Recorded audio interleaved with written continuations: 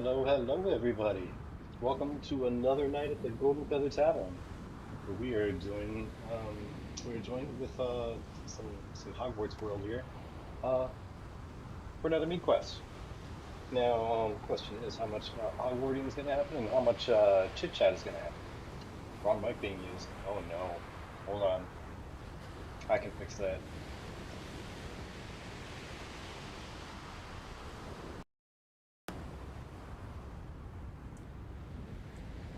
Hello. Is that better? Yeah, am I on speakerphone? Can you hear me now? If not, yeah, thank you for flagging that down. I would have cried if we went like 20 minutes before that got fixed. Oh. Yeah, every once in a while when I'm like hanging out in chat and whatnot, like this mic gets kind of annoying sitting there when I'm just trying to chill with people and like play games or hang out in Discord. So I pull this puppy out and I just forget to switch back. So I apologize. And I'm gonna apologize ahead of time. There's gonna be a couple times where I'm gonna be eating food while we chat here because I've had a busy day and I just made food, so. Oh, planning goes hard. Planning goes hard. Did you not see him in the Ashes videos?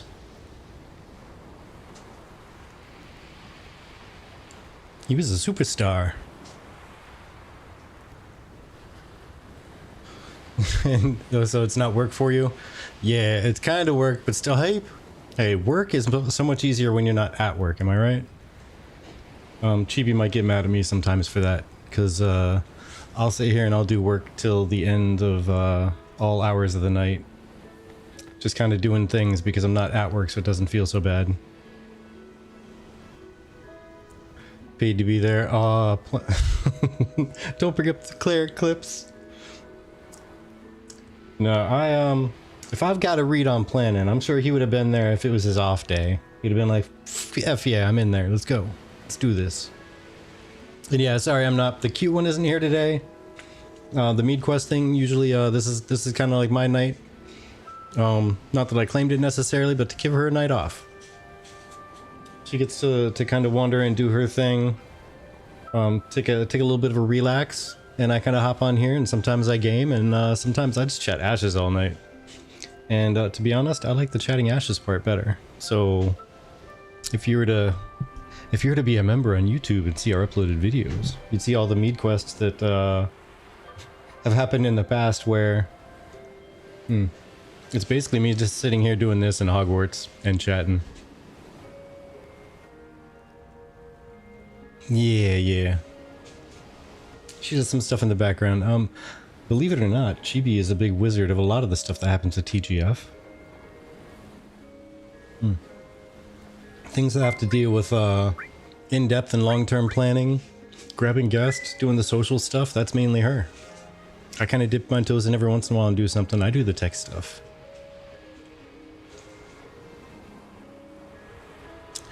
Wizzy, thank you so much. It's nice to meet a new person in the community who, of course, we have never heard of a Wizzy McNasty before, so please feel free to introduce yourself. I'm sure everyone's just thrilled to meet you. But seriously, though, thank you, Wizzy. Much appreciated.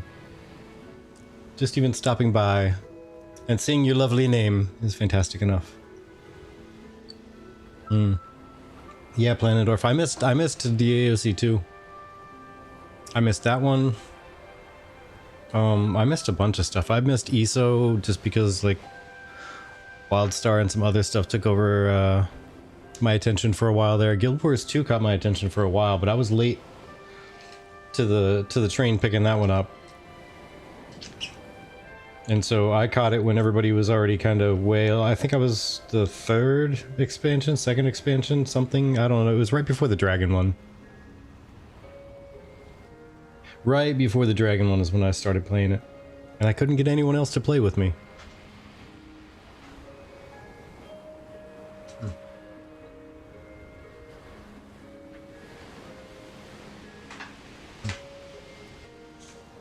See, there we go again. Sorry, but I'm gonna be stuffing food in my face. Issa was okay, not great. Yeah, that's kind of what I heard.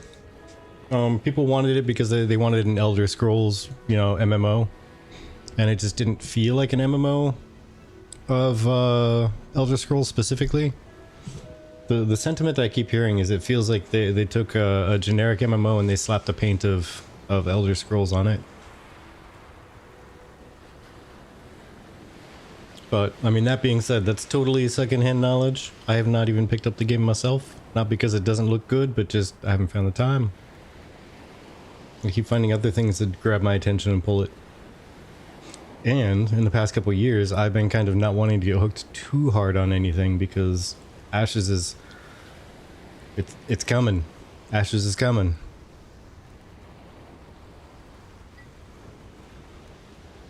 And... as we've just been informed, the A2 at least is coming relatively soon. I mean, we waited for so long. How long is 2 months, really? In the grand scheme of things. And hey there, by the way, Dylan.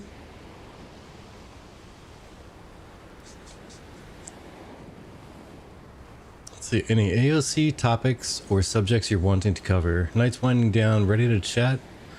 Now the kid is asleep. Oh man, I'm down for pretty much anything, to be honest.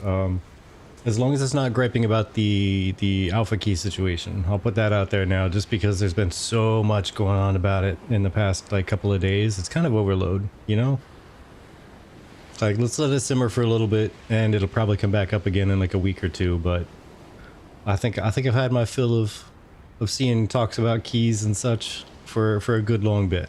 Probably at least until the alpha actually cracks open. Yes, no key talk. Yes, exactly. It's been talked to death in the good, the bad, and the ugly. All different aspects of it have been talked to death.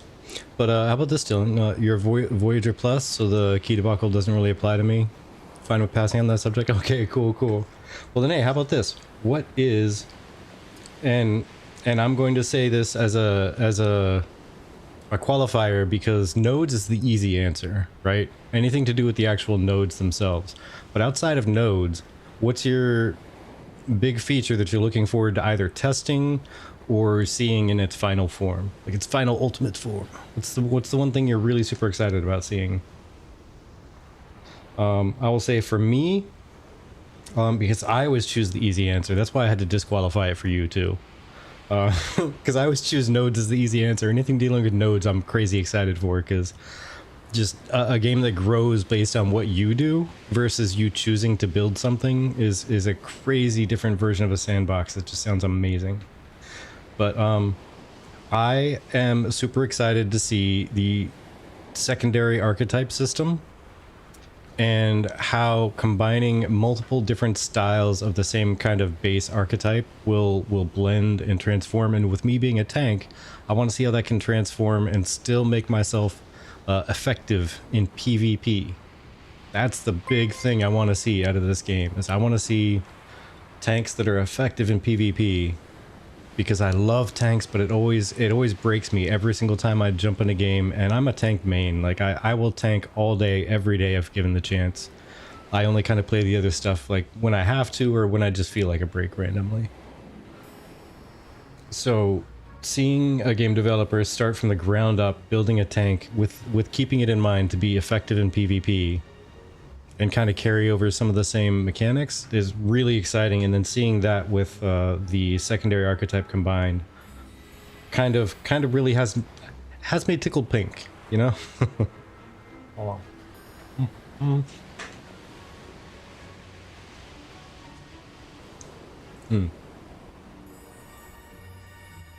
So let's see, just scroll back up here and chat there. Planetdorf says, I've got one. Given what you've seen of the phase 1 release, what are you guys planning to do in your first days in A2? Oh. So this is an easy / difficult question for us to answer, Planendorf, because we have a plan, and that plan involves not having a clue.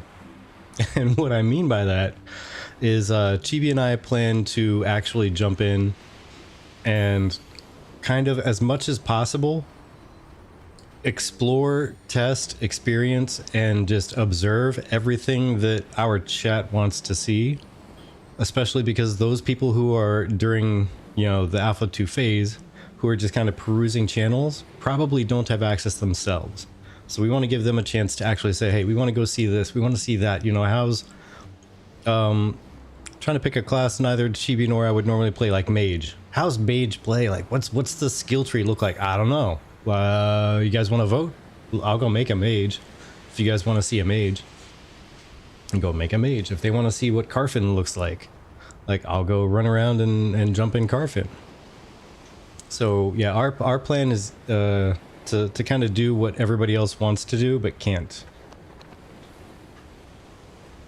But given a choice, if I had just me, it would be looking into every single thing I can do with a tank. I would break down every single skill. Yeah, exactly. Twitch plays, AOC A2, exactly. Do a little Twitch plays, kinda. Alright, and Dylan says animal husbandry. I haven't seen much, if any, of it. I think that could be really unique and in-depth if they spend a lot of time into it. Man, that is one of those that I don't think a system has been done in depth outside of just surface level. Like BDO did the horse breeding, right? And I've seen that in a couple little games. I haven't played it in other games. I've just seen the idea. Let me put that out there. But the only one I've taken part in was the horse breeding in BDO, and that was kind of lackluster. And it lost its shine after Chibi and I spent like 32 times trying to breed a great horse, and it just never happened. We realized that after 30 times, we had still like a 2% chance of getting the horse that we wanted. So kind of made us cry a little bit. But the fact that they're going to go so in depth that you can crossbreed and you can have limited breeding attempts, and so you have to keep going out and capturing new stock. That's actually pretty exciting. I don't know if I will personally get too terribly deep into it, but I'll be fascinated to see how it turns out and just watch all the spreadsheets and like discussions happen around it.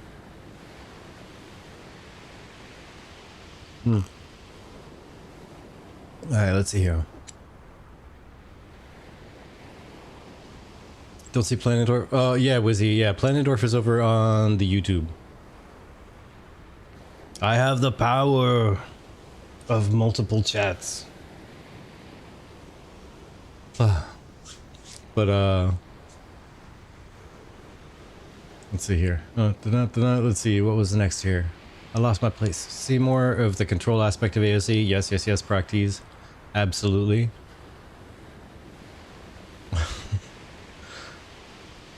But this is just my new thing for you, finding new ways to make your name fit. See McTaxi.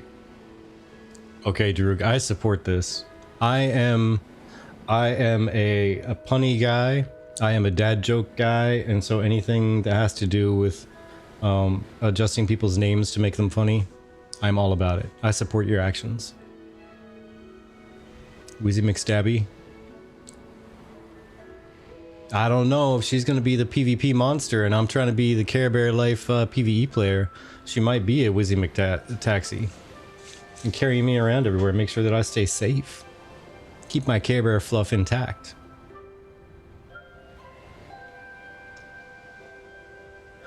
Let's see, and Drew says Wizzy is a tank also. Wizzy's a monster.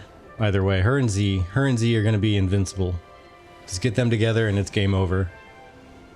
And Drew says, just hoping we can get in on those first couple of weekends. The thing I'm most concerned about after A2 Showcase is that there are planned only 3 servers per region at 3K CCU.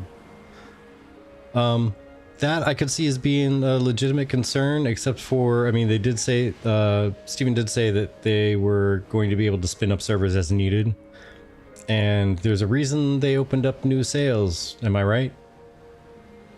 They're trying to get more people in there to test, so they're probably going to be, this is my view of things, they're probably going to be trying to stress test stuff, trying to push these servers to their limit early on, to see how much they can break them, to see how many issues they can fix, like right away. So that's your goal, everybody. Everybody in A2, break everything you can early. As soon as you get in there, if you don't break something within the first hour, you're doing it wrong. You're doing it wrong. Just also make sure when you break something, you let somebody know. It's never nice to walk into a broken house. You know, you pick up that Airbnb and there's broken tiles everywhere. No, you gotta tell somebody about it.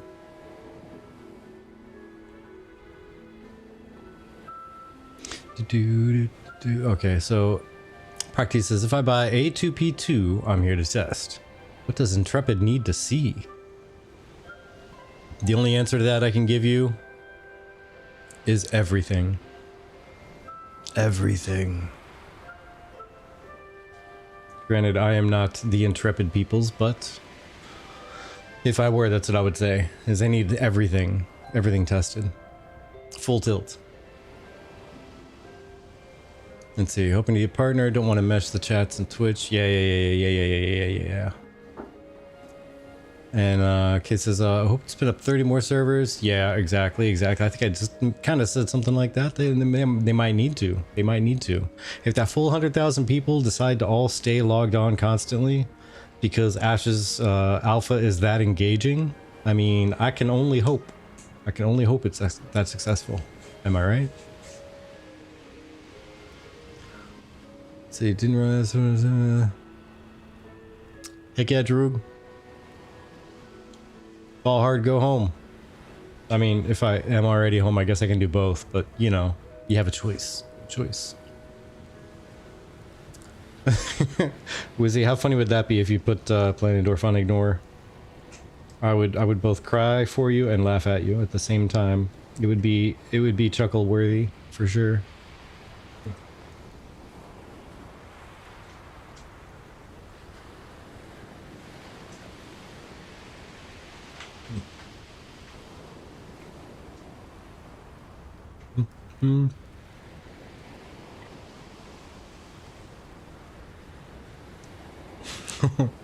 And Dylan says, also eager to see how unpunishing the PK karma system is. Come from Lineage 2. I felt their system for PKing was perfect. Well, I'll have you know. In case you don't know already, I mean, you very well might. But that's one of the big games that Steven's taking some inspiration from. And so I would not be surprised if it turns out to be quite like that Lineage 2 system that I've heard about. I didn't engage with Lineage 2 because by the time I heard about it, I was seeing advertisements to download a mobile game. And so I said no. And I just completely ignored anything that ever said Lineage 2 after that.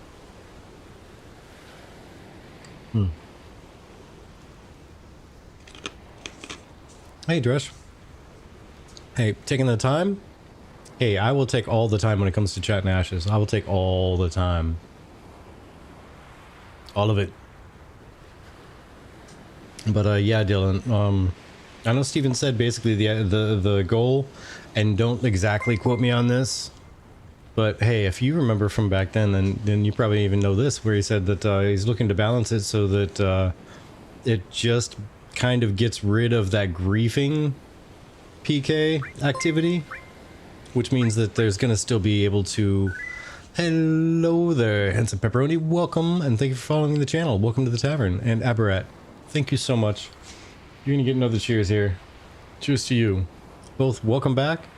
Haven't seen you in a minute. So, the tavern, as you know, always has a seat for you. And thank you for the resub. Uh-oh. Uh-oh. I might have a moment. I might have two of them. The Halloween goal is 60 subs. Ooh, okay. Let's see, where are we sitting at right meow? So, to clarify, what are we looking at for these 60 subs? Are we looking at starting right now today? And we're going to restart everything? Refresh it to 60? Or, are we going to be going on the current count? Or are we looking at that little sub counter down there that says August, help me earn points to reach plus level 1?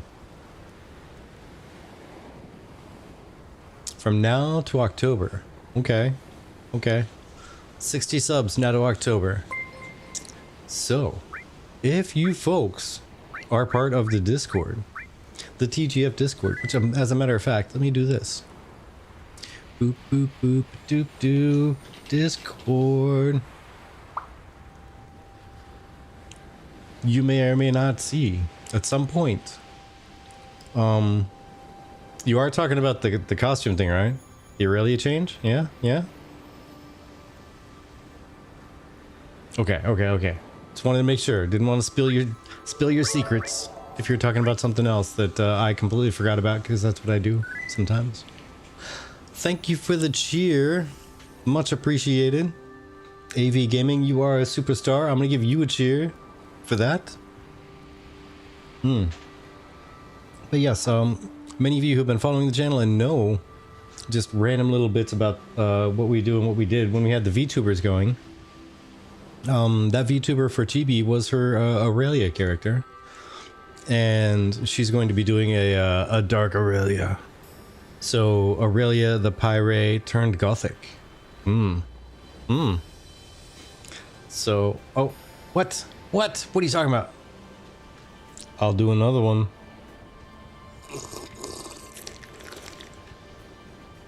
Say I won't. Say I won't. You say take a shot? My goodness. Even Chibi's trying to get me hammered. My goodness. What boss lady wants, boss lady gets. But yeah, so if we hit 60 subs between now and our charity stream that we're doing on the 26th of October, she will make sure that, you know what we should probably do by the second week in October, I'm thinking. Yeah, Chibi, so that there's at least 2 weeks to get the order of everything that you were looking at. Hey, Gruntag, thank you for the gift subs. My golly, okay. So there's one for Drugir. And there are a couple for Gruntag. Oh my gosh. But yeah, so when you do the charity stream, Chibi will be dressed as Aurelia. But if we reach that goal, it will be a Gothic Dark Aurelia. Thank you. I love these little things. Where did we get these, Chibi? Did you order them, or I think somebody sent them to us, right? I just know they arrived in the mail and I was like, these are amazing. And I stole one and it has lived on my desk ever since. Your plans with them, except for this one, right? Right? Insert Amidala meme, right? Except for this one? Alright, so hold on, I'm gonna scroll back up here. Now that I've said that, so yeah, that's also the other thing I don't think we've really talked about a whole lot is, yeah, we're doing our normal annual charity stream. It's gonna be on the 26th of October.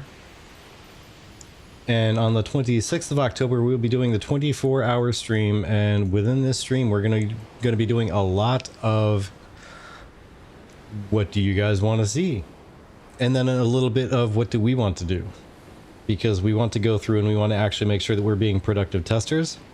Not saying that you guys would be like wasting time or anything, but there might be some things that we want to specifically like, hey, we want to go make sure that we test this, or we look at that, or we look at this thing. No, because I wanted to space it out just a little bit. I did 2 of them. Yeah, see, Gruntag got me. Gruntag was counting. Exactly. No spacing. Oh, no spacing? Oh my gosh, I was gonna give it just a minute. Although technically I guess it has been a minute, right? Alright.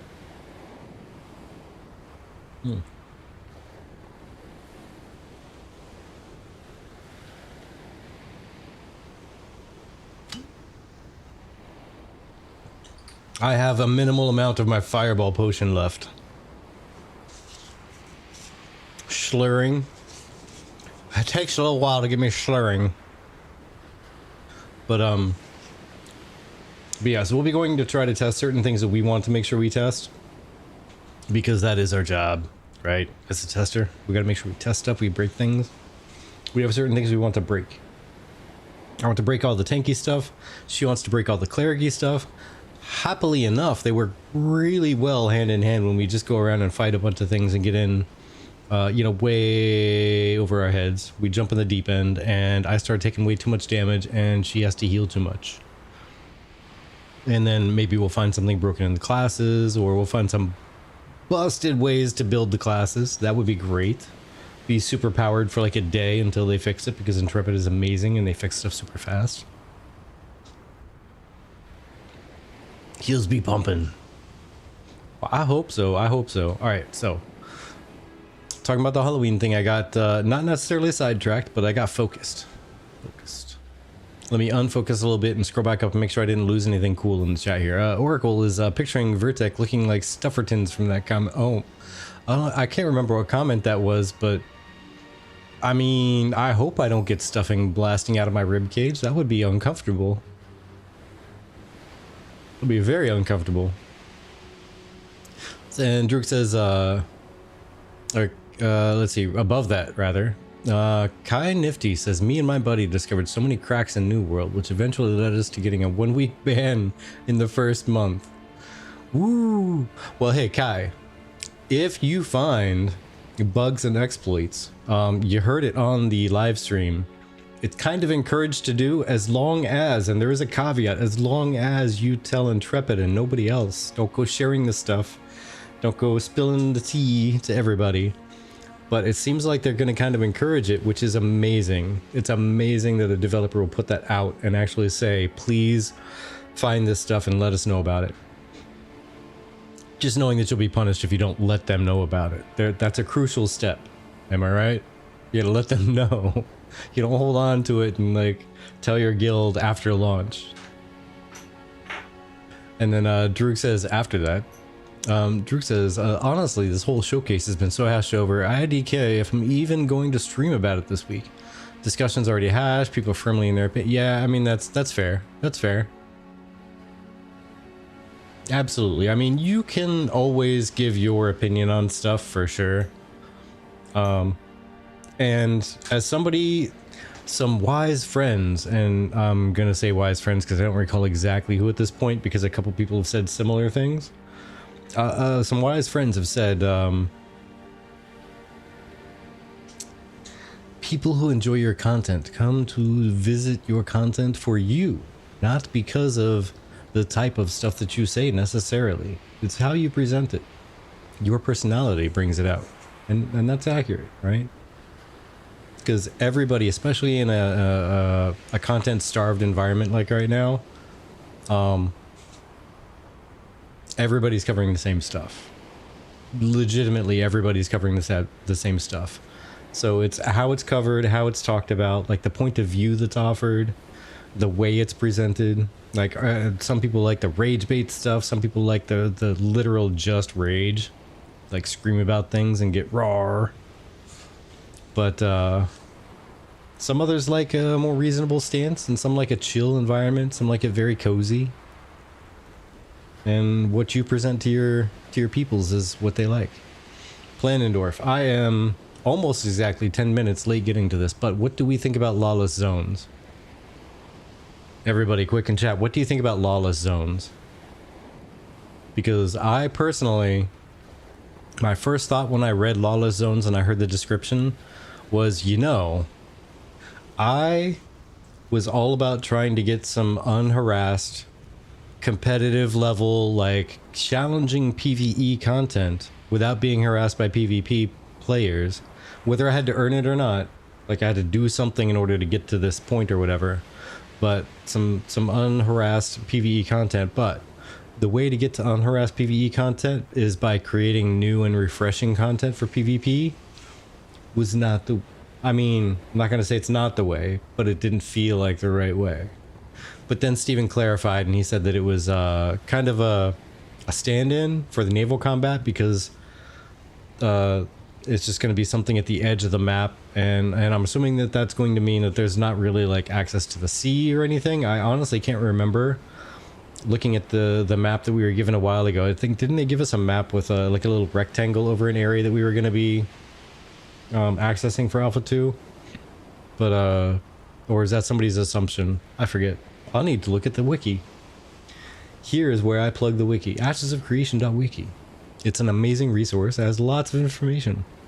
And it has everything that we need to know while we are live streaming and have no idea what we're talking about.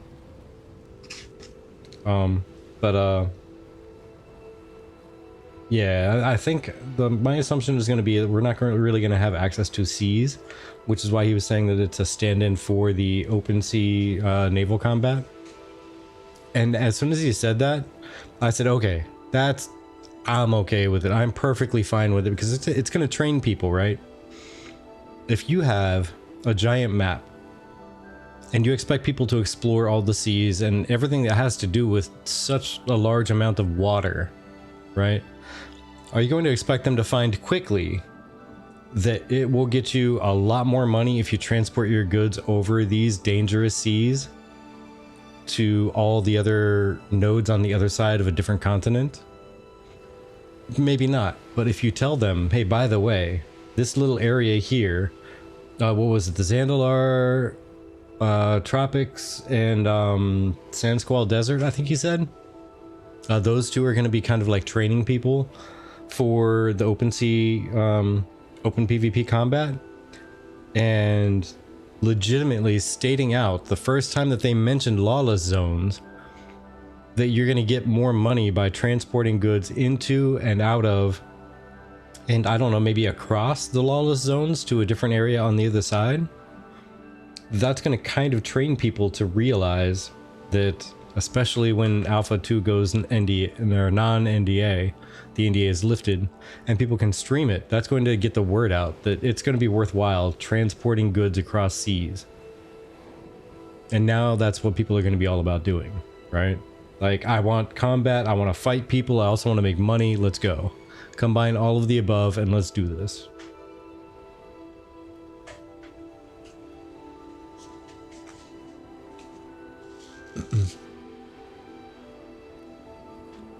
So yeah, Planendorf, on initial notice, and again, I apologize, stuff in my face I didn't have time to at all between getting off of work and starting to stream here.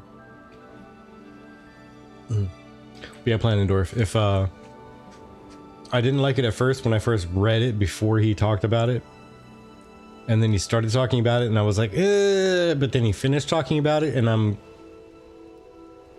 double thumbs up. Absolutely do that, please.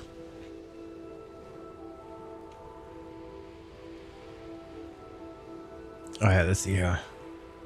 Hold on. Wait, you can refill? You can refill what? GB? What can you refill? You talking about refilling my little fireball bottle? Yeah, I'm speed scrolling through. I'm sorry, by the way. Yes.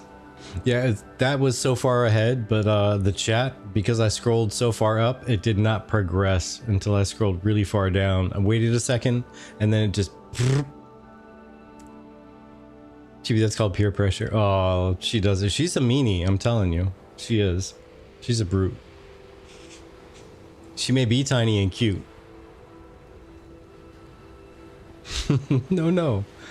Peer pressure is saying if we get 10... Oh, don't start it. Because somebody will. Sneckers will pop in out of nowhere and be like, oh, you said what? Third person is outlawed for the night. Third person is outlawed for the night. Virtek would never stop talking in third person except for the once every... what do we do that for? 5 minutes? Yeah, every 3.5 minutes where Virtek would mess up would be the only times he would not talk in third person. Alright, so... Okay, so Proctes, tell me. Do tell me. Your obsession with Rogue. You're gonna test Rogue until Summoner comes out. Is that because you're all about Rogue? That super Rogue life? Or are you all about Summoner but Rogue sounds the next most intriguing?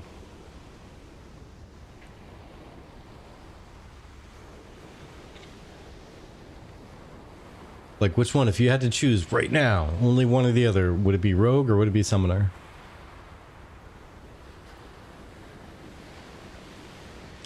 See, Basil, Chibi doesn't need to hit the gym. She just needs to keep pushing me downstairs. That gets her a good workout.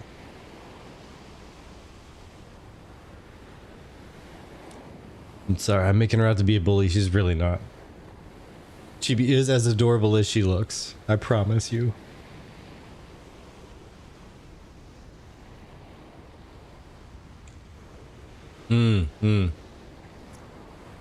Blink twice if we need a Wizzy. Does it count if I blink once with each eye? Is it a half save? Is that completely invalidated because I did one eye each blink? How does that work? Just miming there being stairs. Yeah, I think we have a half stair out the front door and a quarter stair out the back door or something like that. The biggest stair is going from the kitchen to the garage. I think that's still only a half a stair. Push him down the mime stairs. Get a mime bruise. Go to the hospital for a mime cast and everything. It'll be great. Hey, mime cast. Get it? Some of you will, some of you won't. It's fine. And once again, I'm going to shovel food in my face. I'll be a moment.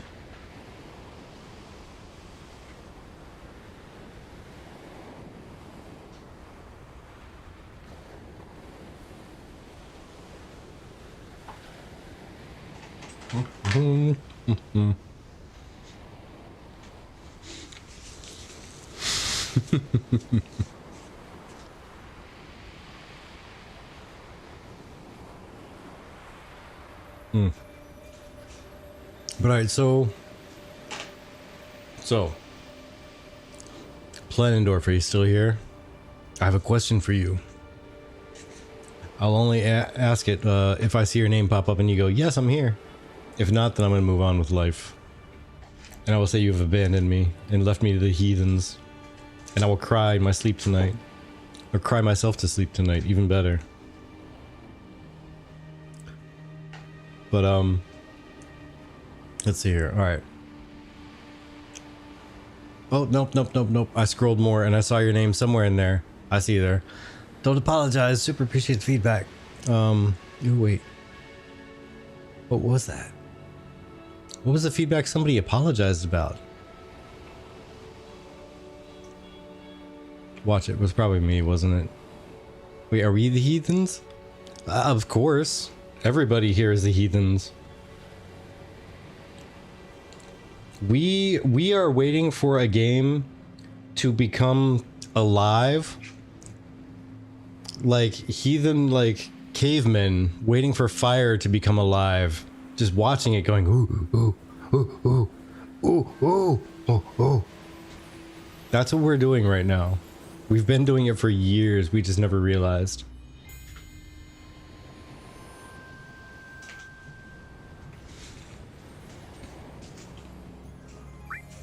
Oh my goodness. Thank you, AV Gaming. Much appreciated. Need a drink after that bite? Why, thank you. Gotta wash it down with something, am I right?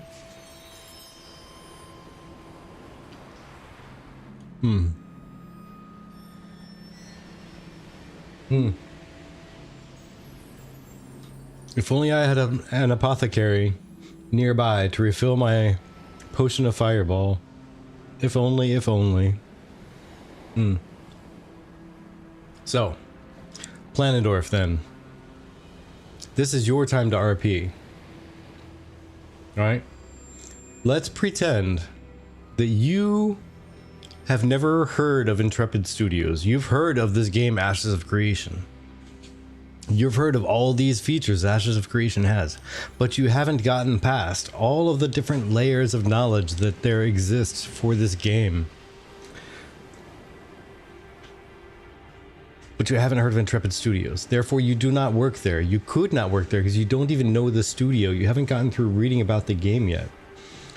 What would you find to be not the most fascinating feature, but the most fascinating combination of archetypes? Let's say specifically fascination with a specific combination of archetypes.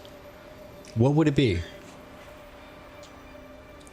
Again, imagining that you don't actually work there, imagining you are just a player in the world looking for another MMO, and you're like, you know what? Fighter Rogue sounds pretty badass, because what would it be? Do you have a specific class fantasy that you wished another MMO had come up with? And this one has kind of fulfilled it with just the name and the mystique around it. Oh yes, please, everybody answer, by all means. Please do. But I just want to know Planendorf, because again, I'm getting dialed in. I'm getting dialed in on who's Planendorf guy is. Most of the rest of you I've seen around a lot.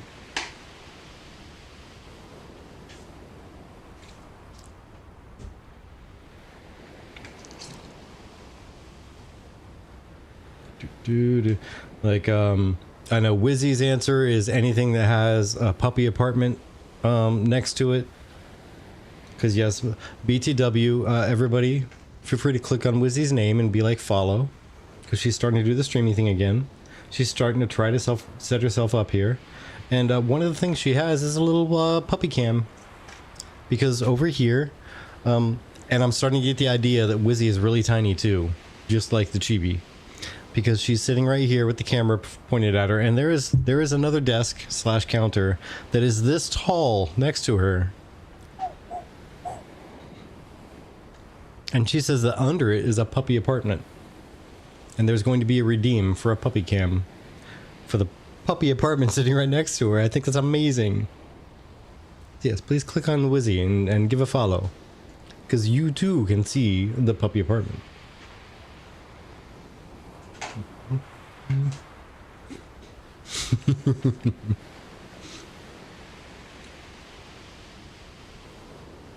Wizzy, what are you talking about? The desk is high for puppy clearance? What kind of puppy do you have? Have you been playing around with the Ashes animal husbandry already? Have you blended a puppy and a dragon already? We did not know? Because even if you were a tiny person, the top is right here. It's like at your shoulder height. That's a really tall puppy. And the kind of puppy dragon, I mean, fair. When you have a choice, puppy dragon's the way to go. Alright. So let's see here. Let me scroll up real quick here. Pockets Art says Templar, and I explained this when we were setting up for the podcast. Yeah, fair enough. Fair enough, Pockets. You are a Templar. That's why we introduced you. You were the first variant from when we created that intro. You're the first variant. You're the only variant at this point, actually. The Templard. Yes, the Templard. You're the only variant from Traveling Bard that we've made so far. It's because we love you, friend. We love you. While we're telling people to follow people, definitely check out Pockets Art. Pockets Art is a super friend of the show, super awesome guy. Does really cool stuff, especially making art, which, by the way, in case you guys don't know, if ever you look at an Intrepid live stream and you see a goblin looking mask, like the little bony thing on Steven's desk, which currently I think is replaced with a treasure chest, which has me curious. But either way, if you see the little goblin mask thing, like the little goblin shaman mask, Pockets Art made that and shipped it to Steven. And Steven wore it for one stream, and then it's been in the background on his desk quite often.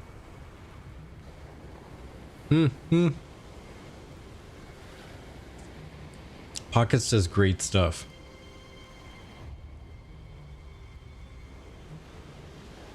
Okay.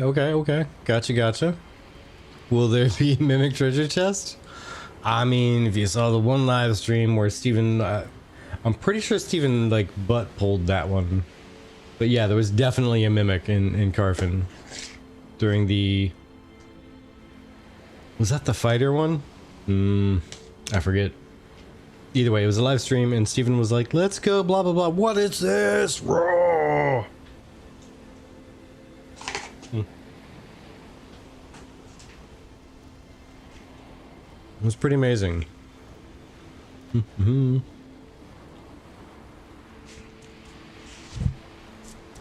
Okay, so let's see here. Make sure I didn't miss anybody else's answer to that question.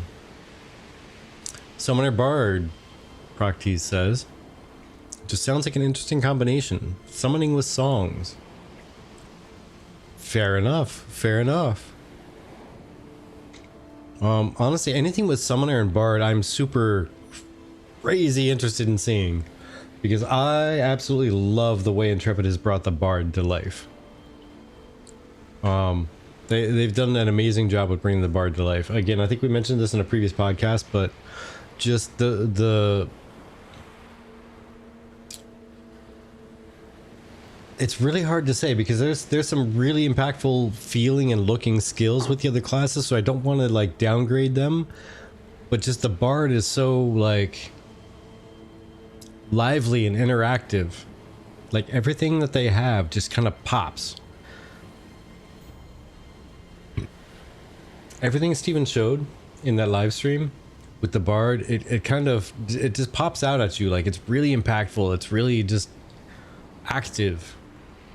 And I think the other classes could really benefit from a little bit of that pizzazz, that chow.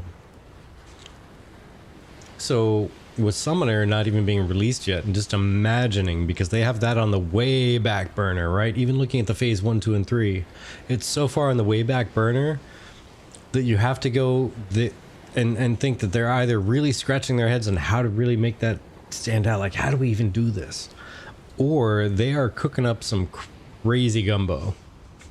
That Summoner is going to be some crazy gumbo. Gonna be sitting there for days cooking. Oh, Umbra, you're killing me. You're killing me. In case anybody has not met Guild Umbra, this is a really old friend of mine, super awesome guy, but also he is a troll. Do not feed the trolls. If you feed the troll, you deserve whatever he brings out to chat. That's all I gotta say about that. Alright, let's see here. Alright. So, next one. Let's see. Oracle says, Summoner Mage, because I can see it having fire-breathing hydras. That would sound epic.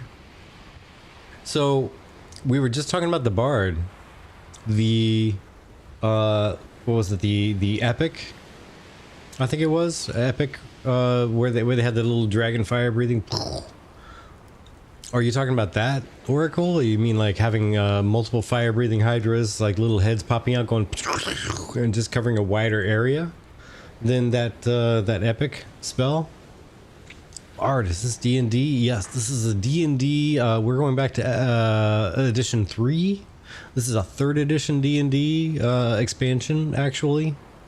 It's called Ashes of Creation, and you know, the trick is we've gotten rid of dice altogether, and now we play with pen and paper only. If there needs to be an element of chance, we actually write different numbers on different sides of the paper, and we throw the paper in the air. And that's how we roll our dice. There's only 2 sides, but we let wind take the dice where it may.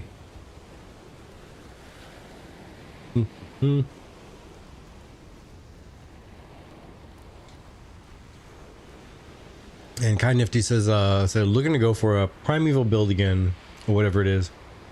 Virtek's getting Vertankered? Or Vertanked. Vertanked. I like it. I'm taking it. I'm stealing it. That's mine.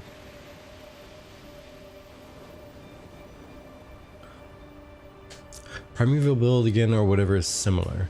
I'm gonna be honest, Kai. Primeval build, or whatever is similar. What is a primeval build? What is that from? What game is that from?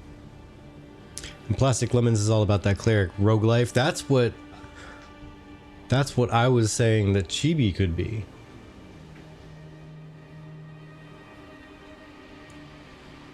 Is because she is all about that healer life, but she also doesn't like to be attacked. So I see her trying to sneak into the middle of combat, trying to heal people and like invis and run away, just scurry away. Tiny little legs. Run away, hide, and start healing people again.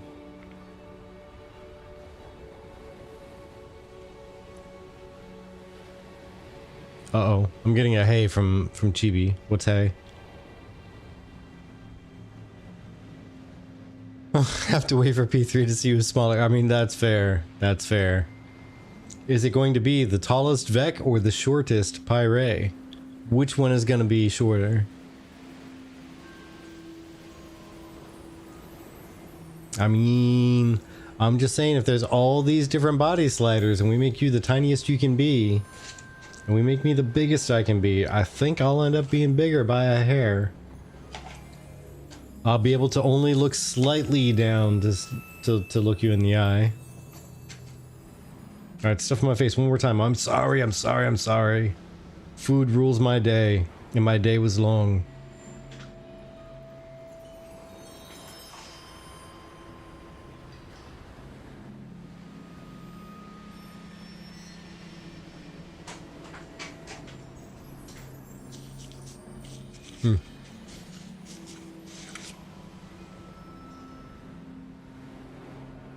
Maybe they'll have smoke bombs.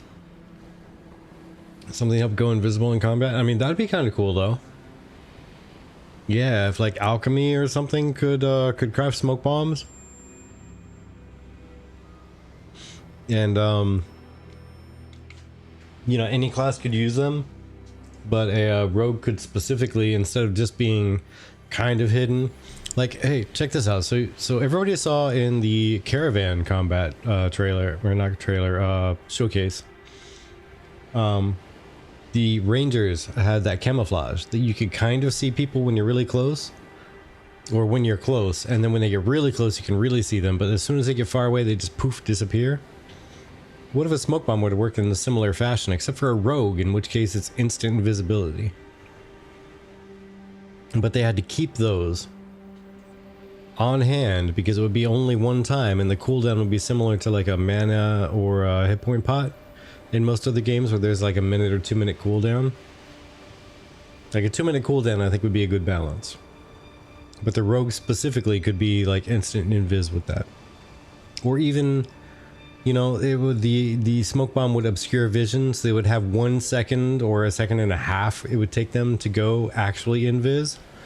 In that time they would be all camouflage. Or should they go camouflage until they move at least like 10 feet away from the fog, the bomb that they just dropped? Like the little smoke bomb. You have to move 10 feet away and then they actually become invis, but until then they're just camouflage. That'd be kind of cool too. Incorporate a lot of different elements. It'd be really complex to develop, I'm sure. So I'm sorry, Intrepid. If people really want something like that, sorry for suggesting it. I think Chibi would be awesome as a cleric bard combo of some sort. And you know what's funny is, like so many other people, when bard came out, Chibi was like, I'm kind of thinking about bard now. It's kind of neat. I like it.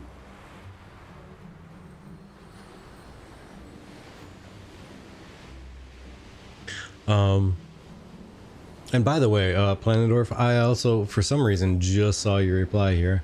Cleric Summoner do a lot of interesting things, so I think that one for sure. Also, Mage Ranger.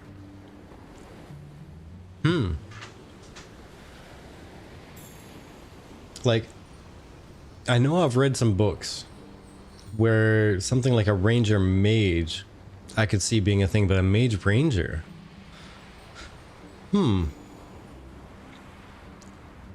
Mage Ranger. Wait, hold on. You know what?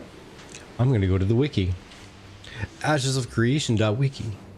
And I'm gonna look up exactly what that is and see what the name is. Classes. What is a Mage Ranger? Mage Ranger. A spell hunter. Just trying to imagine how, like, that would be a Gildumbra strikes again. A manger. And yes, Umbra, I know I'm not the cute one. You're just gonna have to deal with it. You're just gonna have to suffer. She's not here, right, meow? I am, though.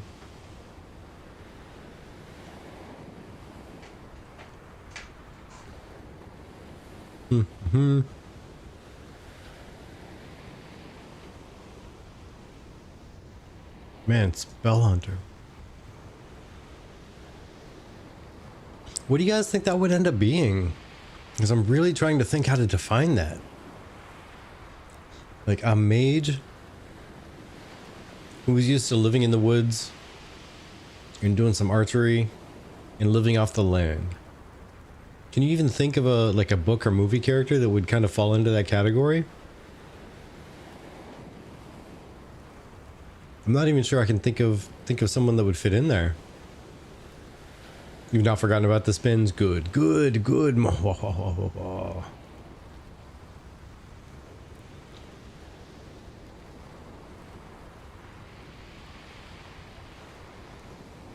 Okay, druid-like spells. Yeah, I can see that. Radagast the Brown. You, Droog, are pulling out some names that I know the name of, but I'm trying to remember. You know, yeah, I had to pull it up and look at an image, but yeah, okay, fair enough. Fair enough. Like kind of druidy, but only kind of druidy, very much magey, but with a druid spin to it.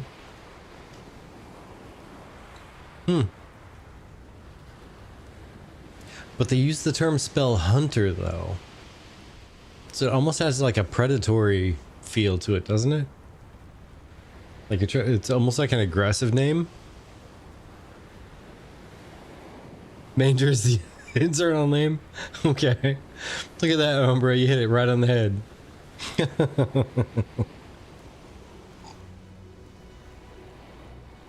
I love it. I love it.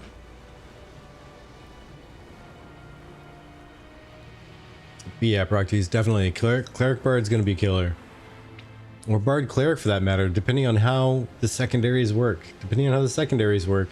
Either one could be really amazing.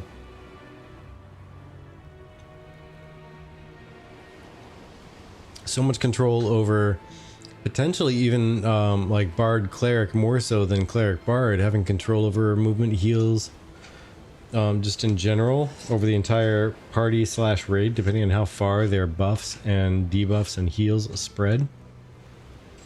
And then just taking a cleric and maybe amplifying some of that. Like if they have a self heal, it's going to be even more potent, maybe.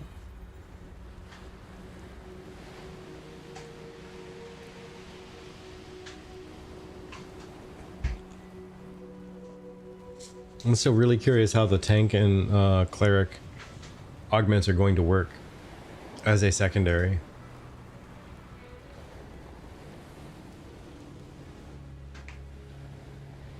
Like what are the 4 schools of augments for a tank? Hey Planendorf, thank you for stopping by. Much appreciated. You have yourself a fantastic evening, and thank you for the mind tickle of the spell hunter, or the manger spell hunter. I was just trying to think of something that's a mage but also ranger but named spell hunter. That just feels aggressive, but mage ranger sounds like it would end up being something like Radagast. And yeah, this is Hogwarts Legacy. This has been the traditional for the past couple of months, for the most part. This is the game I try to play, quote unquote, try to play on Mondays. But most times out of the past 8 weeks, I think maybe once and a half, I've actually played the game. Outside of that, it's always been, hey, I'm going to find a really cool view, and that's where we're going to sit. Like, I'll do that, and boom. There you go. That becomes the view for the next X amount of time. And it sits there until I forget to move my mouse, or click out before I move my mouse. And then it changes. But until then, this is what we look at.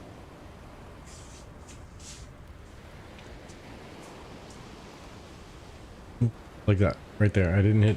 Ah, there we go. I'm out now. Now I can click around.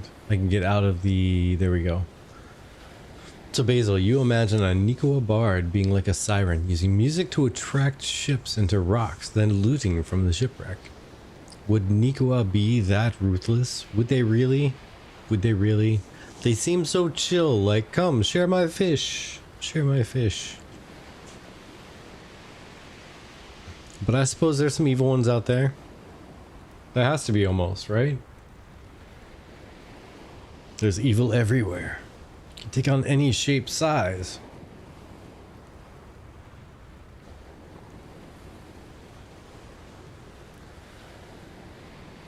There's no yin without yang. Exactly. See? AV gets it. AV gets it. Kind of wish you didn't like Nikoa so much. Haunting your Tolnar dedication. Aww. Aww. Hey, no one's saying you can't have an alt, right? It doesn't even need to be your favorite alt. Just something else to kind of explore it. Am I right? And Oracle, you've given up waiting to see him do Merlin trials? Yeah, you know what? I've done so many of those, actually. While we're kind of chatting, that's at least something I can look up, because I'm curious now, like, how many have I done? Where is that? Is that collections? I don't know. Ingredients, conjurations, tools. I forget. Challenges. Yeah? Here? No, not here. Alright, tell me, Oracle, where do I find those? Because I kind of, when it comes to these things, like the challenges, collections, Outpost, like all, and gear, all of those, I just kind of pop in and I wipe out the red dot and I run away, and that's it. I never really remember where everything is because I really don't care. I kind of just pop in and check it when I see it. All right, Merlin trials. Okay, there we go. Yeah, I've gotten 20 of them done. More than 20, I guarantee you, but I've gotten at least 20 done. Because this right here proves it. But, yeah, the Merlin trials are kind of neat. They're kind of fun. But once you figure out the first one of each type, it's kind of done. You kind of just auto-win the rest of them. Alright, Procty says, I kind of wish I didn't like Nico. Okay, cool. And then Oracle says, giving up waiting for him to say, okay, gotcha. And Campbell0606, first message. Thank you for chatting. Says, the OP class is going to be fighter tank dreadnought. I feel it in my soul. I think, if anything, it's going to be tank fighter. But I could be wrong. Mainly just because if, you know, I don't know. You might be right, because if you take, depending on what the 4 schools of augmentation are from each, right?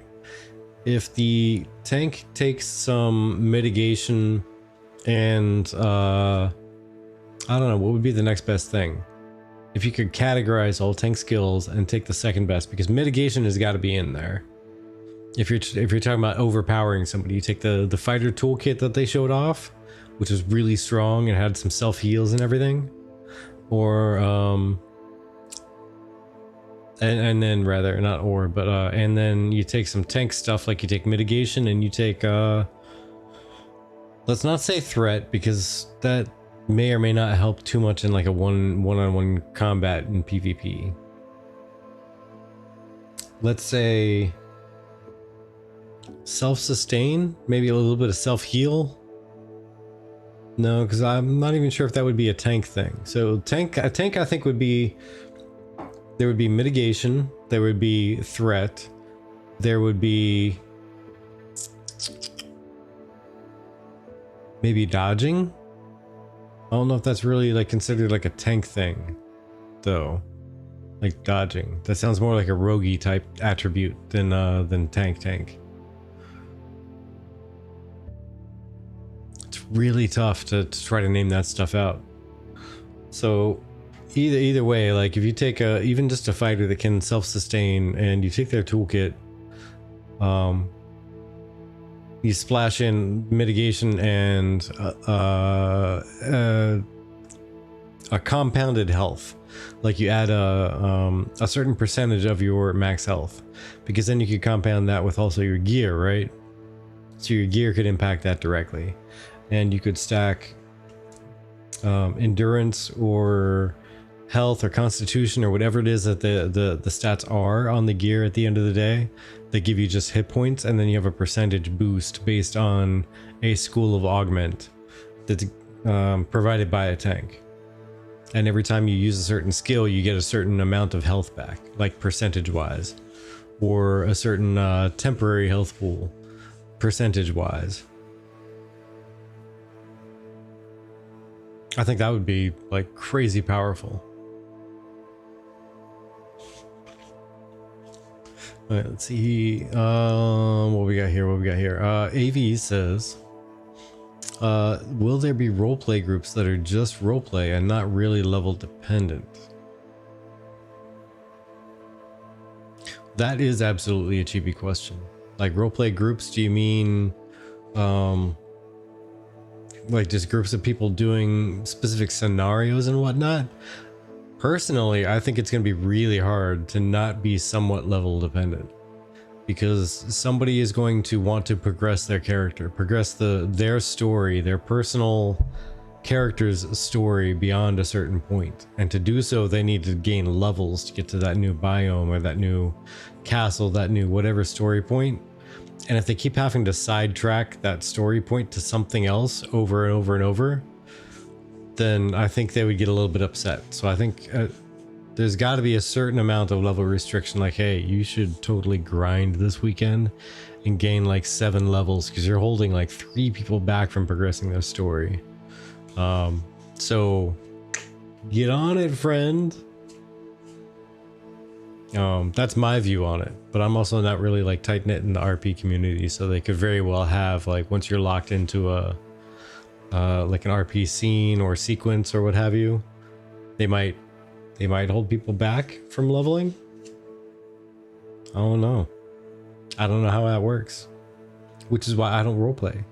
I try to, but it lasts for like 20 minutes and then I just lose the character, for lack of better phrasing.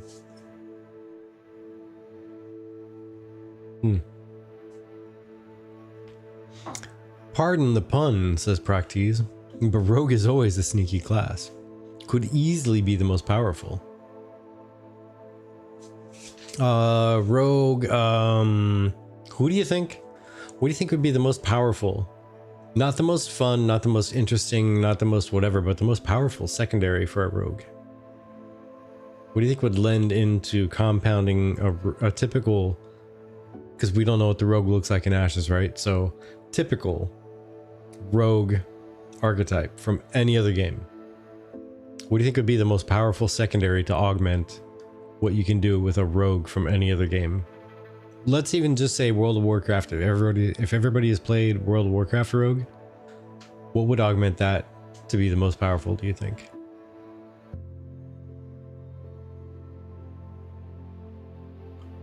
No one has spelled it Rouge? Yeah, AV, absolutely. That, for some reason, in the back of my brain, it always tickles a little bit.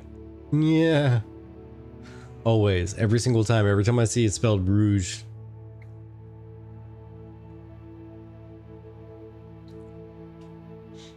Let's see. Let's see. That's why you want to test Rogue.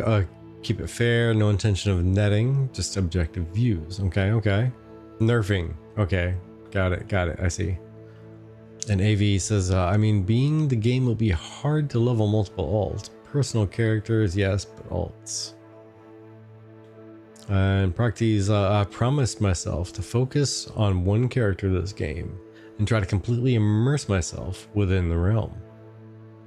Which is why we have discussions, says AV.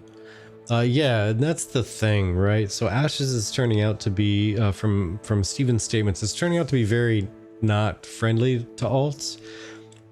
Not necessarily, well, yeah, kind of anti-alt, right? Because they want the leveling process to take so long that it does feel like it's anti-alt. Because they could absolutely take the experience and you get to max level really quickly, but then your quests still continue after you hit max level to go do things, to grow your actual power based on gear. So you hit a certain level, because I think Steven said something like half the power comes from gear, and etc, etc. Scaling down to bits and pieces between gear, skill, level, and all that. Putting the halt to alt, yeah, exactly, Proctes. But if level was not really the end-all be-all, and it was only like 40% of your power, once you hit max level, you've reached 40% of your power. You have shit gear. Some of it's probably 10 levels old, which means that it's useless right now, but you're still wearing it because it's the absolute best that you've found. So then if you take hitting max level as you've reached plateau 1, now you need to explore out, complete these quests, and get more powerful gear. And then as you're doing that, you will develop more skill, thus equipping out the rest of your 60% of your power. I mean, it wouldn't be so bad against alts at that point, but it would also still encourage people that once you hit max level, you still need to put in some work. Would it be, I think anyway, it would be a little bit less alt hostile instead of alt friendly. I guess it would be kind of the word. It's not really hostile though. It's not like Ashes really hates alts. It just seems like it's really catered against, to tilt against them. Instead of really be anti, it's just tilt against. It weighs against them.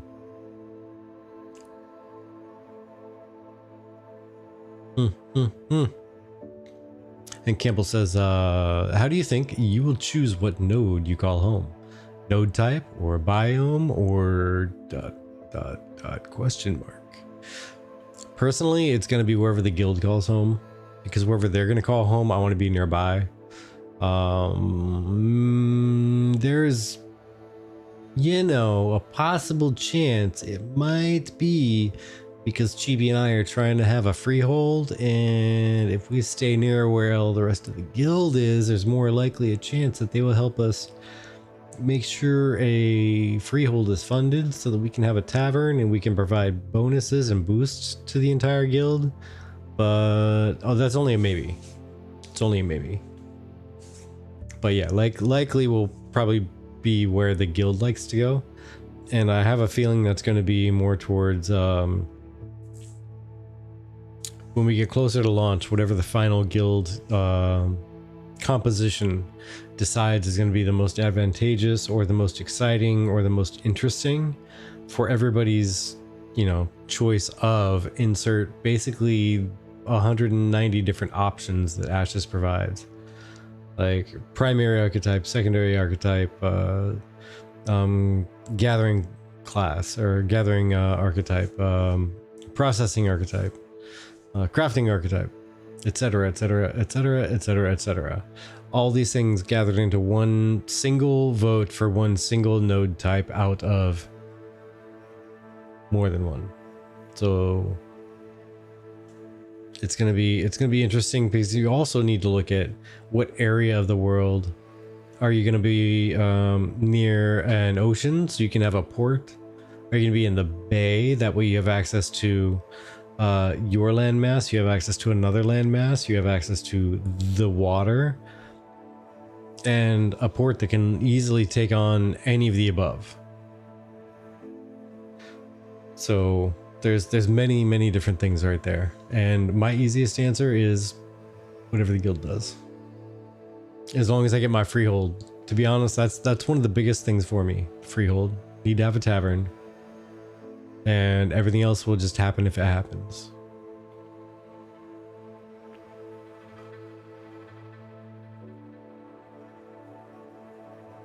Let's see. Rogue, in-house, silent but deadly. Yes, exactly. Putting the halt to the alts. I think I caught that earlier. On the other hand, says Oracle, the whites, Ashes of Creation will be the most interesting to make an alt in. It'll be the most interesting to make any character in. Really. I was just talking to somebody else about this earlier. Is like the inherent value / experience that will be provided to a brand new player like a brand new player, what's that experience going to be like? Is it going to be amazing? Is it going to be terrible? Is it going to be, oh my gosh, what have I got myself into? Is it going to be, oh my gosh, what kind of amazingness have I found? And I don't know where I stand, but I think it's going to be a hard place for newbies to get into after the game has gotten rolling.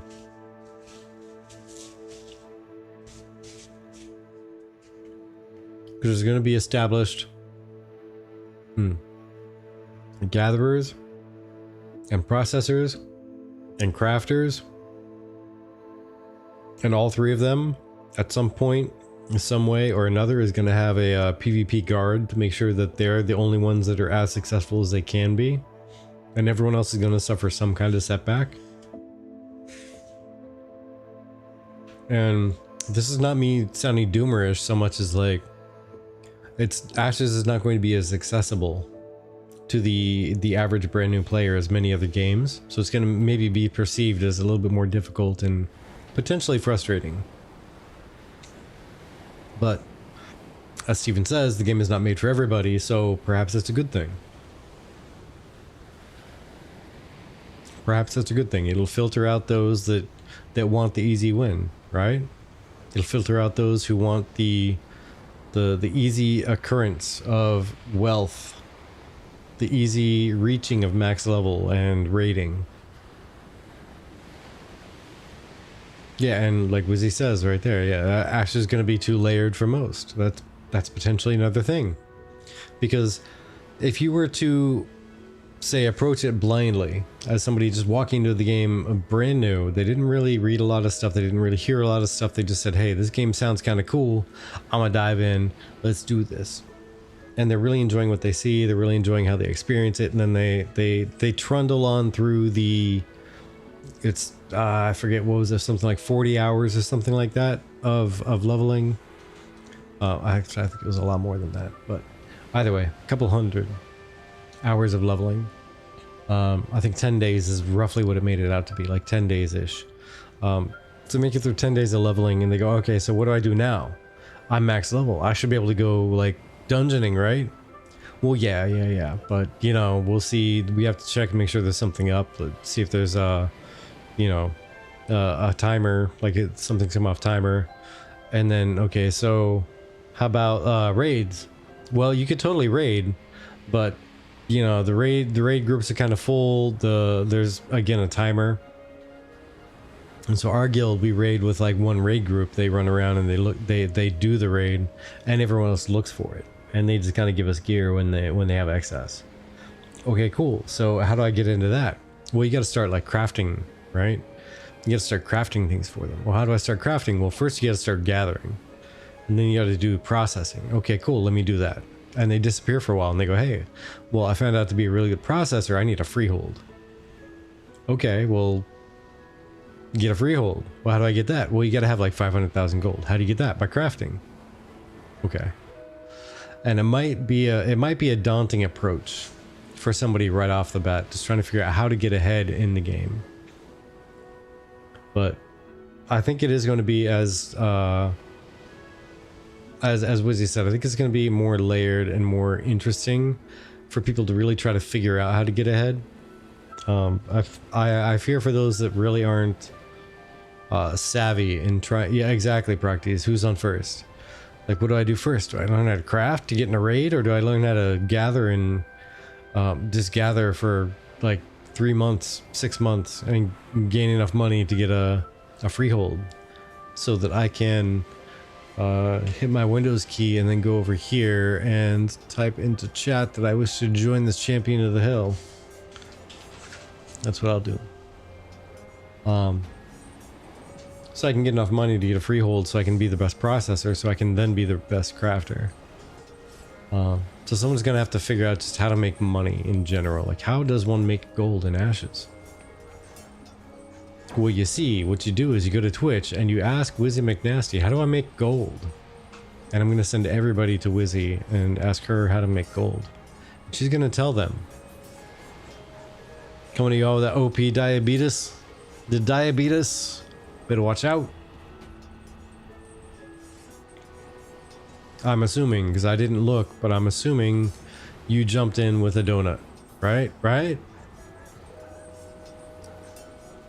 There is one place that makes donuts that will always have me absolutely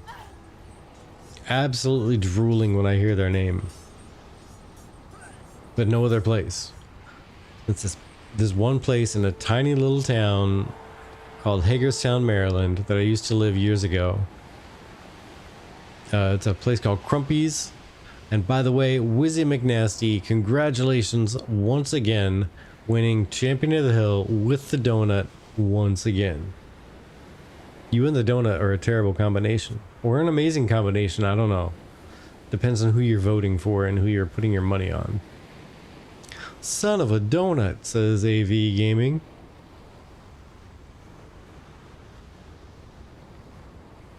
But yeah, Crumpy's Donuts, little place, Hagerstown, Maryland, they're amazing. Every time I go within 2 hours of the place, I need to stop and get some.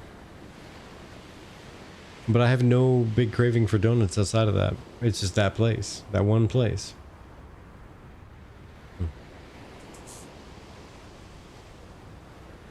I do not get it. But it's a thing. Alright, folks, I tell you what. She bribed you with Canadian's weakness? Did she give you maple syrup? Or was it poutine? Did she give you poutine? It's one or the other. Poutine covered in maple syrup.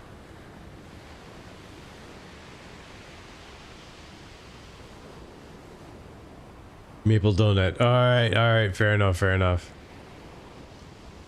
Fair enough. The maple donut. Which could be about the size and shape of a bagel. A big bagel. I've seen some of those maple donuts up there. I've been through there. Those things are monstrous and delicious. Just saying. Hey Wizzy, I just said I'm not a big donut person, but I would dispute your claim right there in most cases. Depends on where we're going. There's a place in eastern Florida. Couldn't tell you exactly what city, but I could probably drive there if I was near Fort Lauderdale. They made the most banging bagel sandwiches ever. They would have these bagels that would be flatter than your typical bagel, not quite like the flat, like squished flat bagels, but they'd be flatter than your typical bagel. They would carve that out and they would make sandwiches out of it. And I'm talking like the most amazing Reuben you've had in your life, squished between an everything bagel, is life-changing.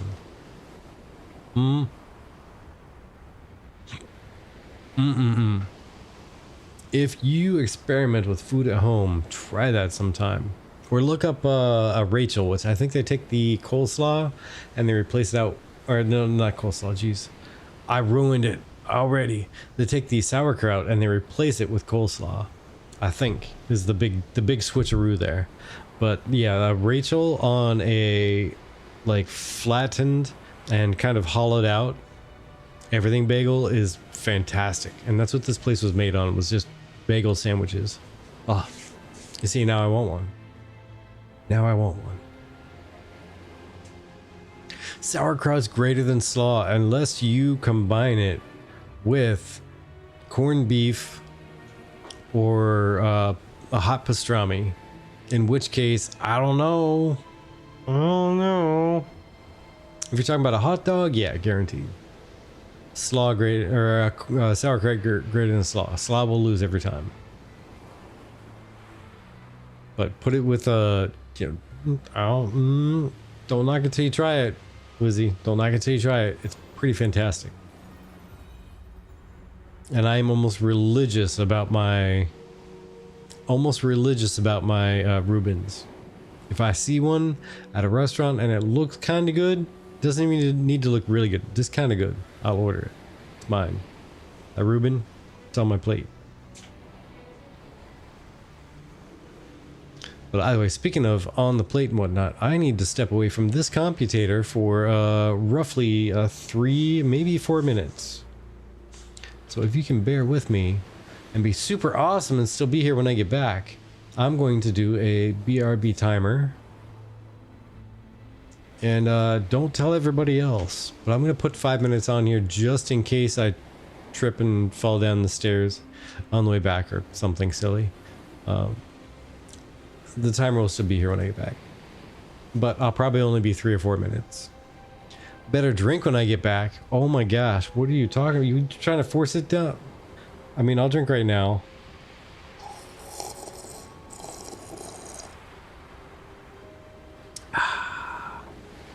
Delicious. All right. Grumpy guy, I like chicken. No way. There's no way you're a chicken lover. I've heard you fighting against the chicken revolution for so long. You've been like, chicken is the devil. That's all I've heard you say for so many years. Best viewers, are you for real? No way. Wait, where's the... There it is. No way.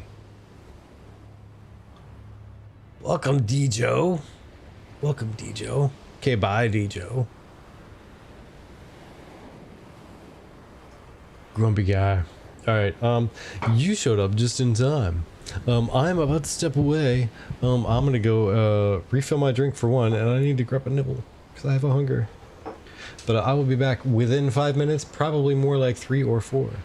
Until I see you at that time, you please do me a favor and keep this chat company. All right, see you in a few.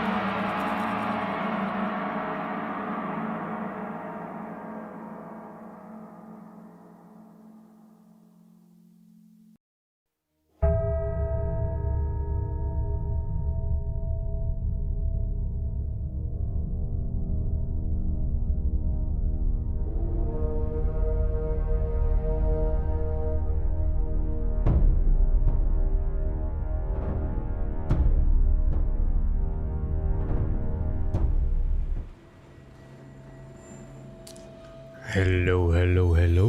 Welcome back. I join you again. Time was off. I don't know what you're talking about, Grumpy.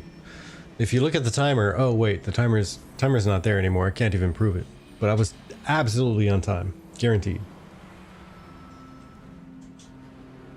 Guaranteed.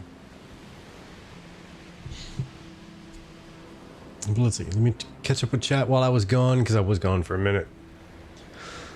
Alright, so next video will be PvE's perspective on the PvP system in Ashes.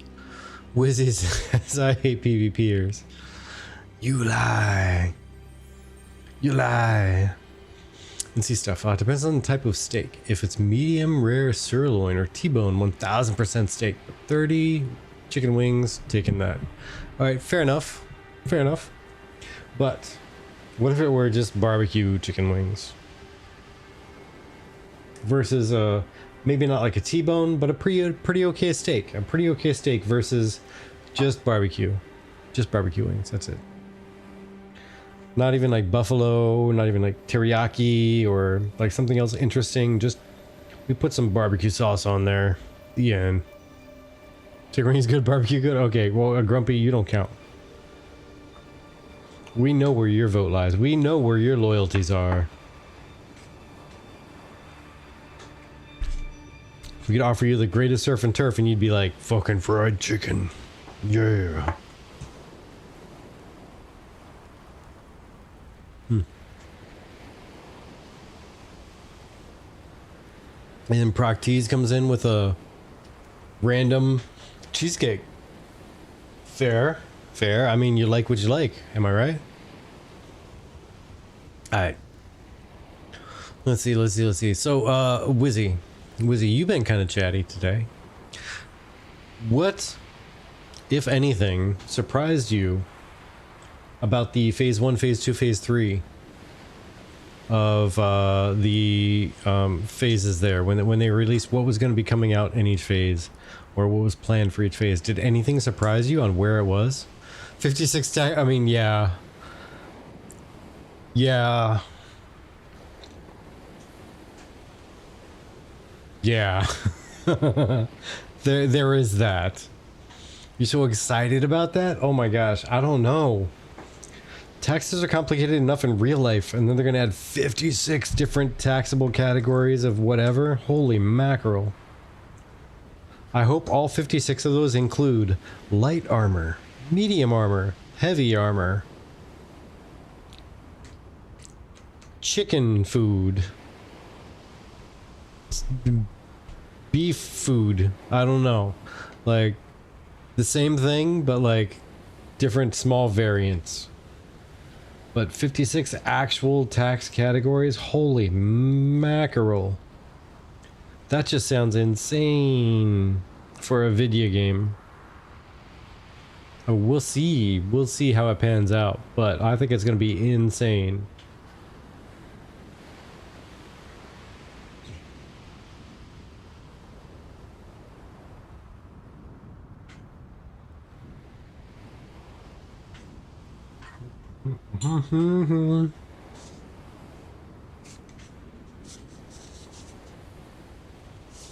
Can you deduct RP children?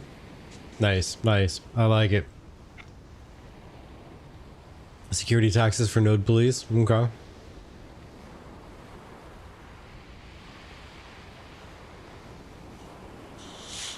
Alright, let's see. AB says, when I think of filet mignon, I always go for porterhouse instead. You get the filet and the New York strip. Yeah, it's all in there. Nuki, good evening. Maybe you can partake in this discussion too. I haven't caught up with everything everybody said, but I was asking, what, if anything, caught you by surprise with the 3 different phases that were revealed for Alpha 2? Either what was revealed specifically, like one specific line item or something, or maybe where it was, that you thought it would be earlier or later, but it ended up changing positions. What was the biggest shocker? Because there's bound to be more than one, right?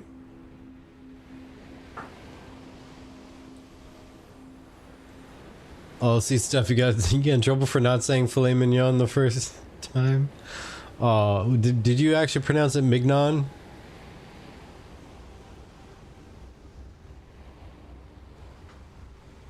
Because I haven't actually bumped into somebody accidentally, like not realizing. I have not actually bumped into somebody in person pronouncing it mignon without it being a joke. And if you did that, that's going to be amazing. Because that right there, that's a diamond in the rough. That is the blue moon. That is the rare occurrence. That's the unicorn. The unicorn.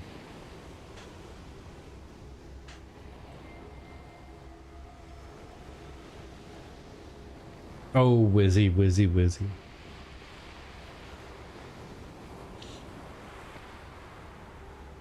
Oh my gosh, didn't read the E in filet as a silent E.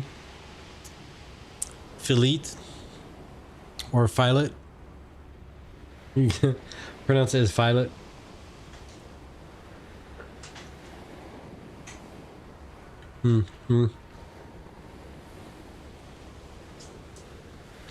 Oh man. I mean, it's one of those things. If you have never heard somebody like say it before, like Chibi said, it'd be really easy to mispronounce. There's a lot of ways to mispronounce that on accident.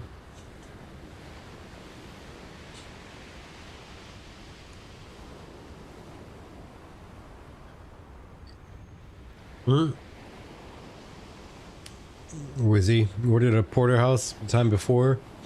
4 times more than you could eat. Made more sense to get the mignon last time. You see, I just pulled that trick not long ago. By not long ago, I mean last week, when I went up north for work. I went out to dinner with the team, and there were a bunch of appetizers and a bunch of everything out on the table, and I ordered a ribeye on purpose. And people were like, "Man, you're gonna go home stuffed. Are you even gonna be able to wake up in the morning? You have so much food in your belly." Well, you don't understand my strategy. See, I ordered the ribeye. I eat half of it, or maybe a third of it. The rest of it goes in a box and goes home with me. And the next day I have a really good breakfast, just devouring it like a caveman. And it's amazing. Yes, Wizard, I'm on the same cliff from an hour ago. I'm actually on a... Hold on. I'm on a little rock out by the edge of the ocean. You know, I should probably switch this up, right?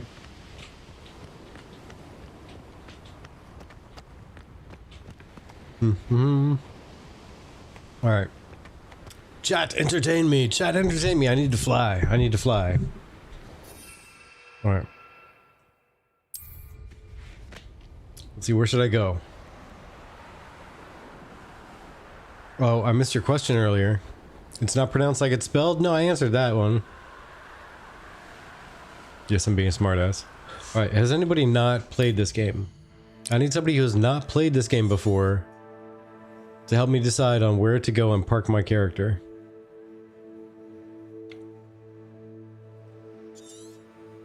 Oh, is this a hard Hogwarts speed run? It is. It is the Hogwarts speed run, as a matter of fact.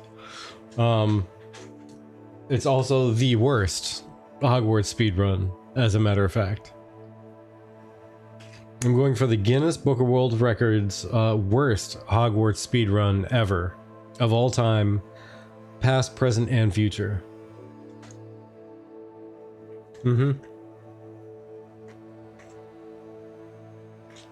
So normally, right, people hear speedrun and they think, I need to do this quickly. Well, if I'm going for the record of the slowest speedrun, nobody's going to think to even try to beat me. As long as I make an effort, I will always win the slowest speedrun.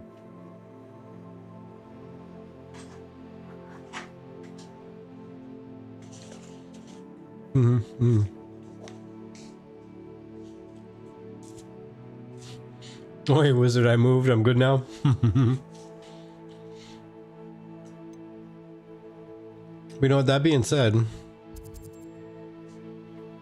gonna go ahead and I'll just set up. I'll go ahead and work my way out that way. I have no idea what this looks like back that way.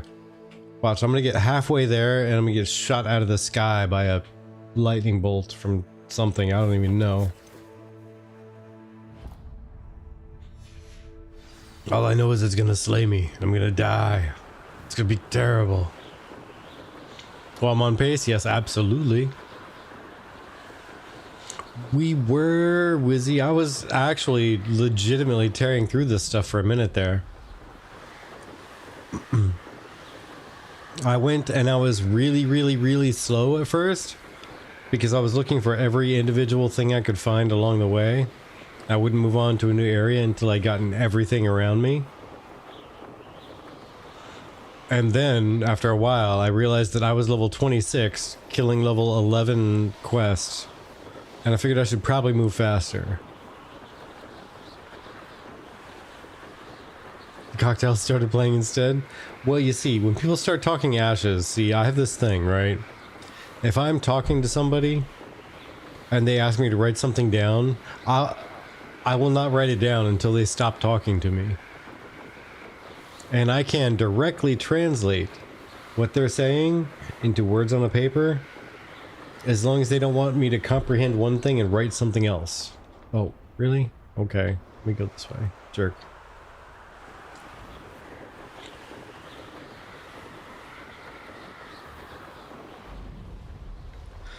And vice versa.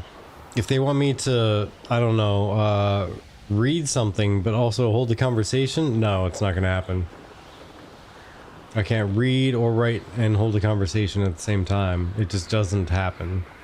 It's not how my brain works.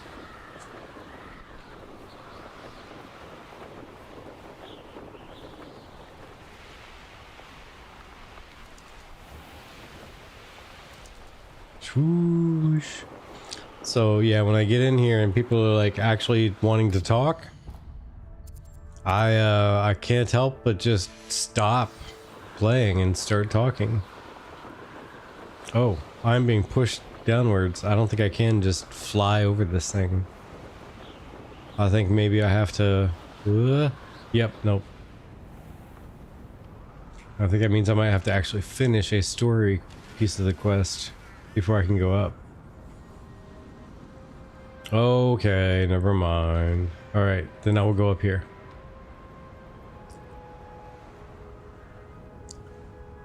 Let's see. So, Hogwarts speed crawl. No, he's on a broom. Like, and C stuff says, kind of advice not going down south until you a high level and few death curses. Okay. And I am not what I would consider. I don't think I'm high level. I really don't know what the max level is. I'm level 31,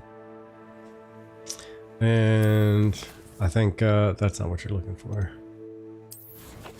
No, that may be what you're looking for, actually. Talents. Dark arts, yeah, that's got like that. And then, what is it, U? Was it U? Is U the button? No, U is not the button. J... No. Escape. T... O... It was one of these buttons, I swear to Bob.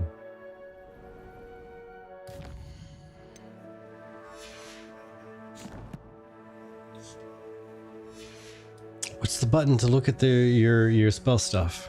Why? No, not at all. Nope, not that one. I could probably shortcut this by looking at keybinds, couldn't I? Who does that though? Who does that?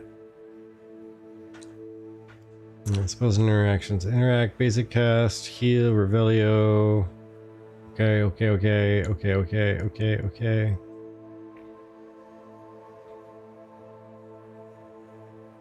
Yeah, it's none of that.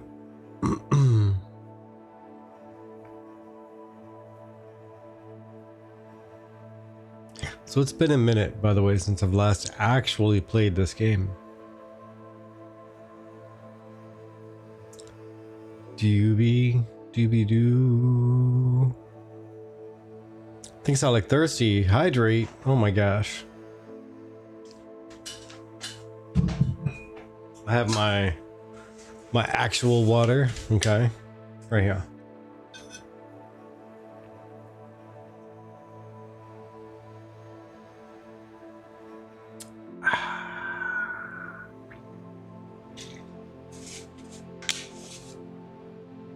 I will always drink water. Whether somebody feels I need to or not, I love water. Water's amazing. Coconut water, absolutely. We gotta start making them. We gotta brand that. Nobody would get upset if we start selling Nico and water, would they? I don't think Intrepid would care, right? Right? It's not an intellectual property concern. I love coconuts too. Coconuts are yum. No, but for real, there is a button to show me all of my stuff, and it's supposed to be stupid simple and easy to just punch the button and do the thing.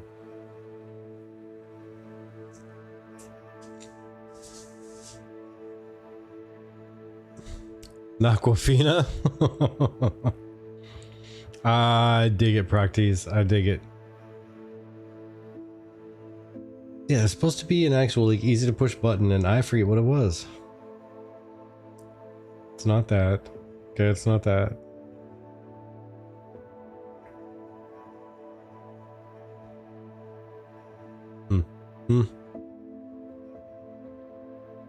Okay, confirm back. Yeah. Yeah.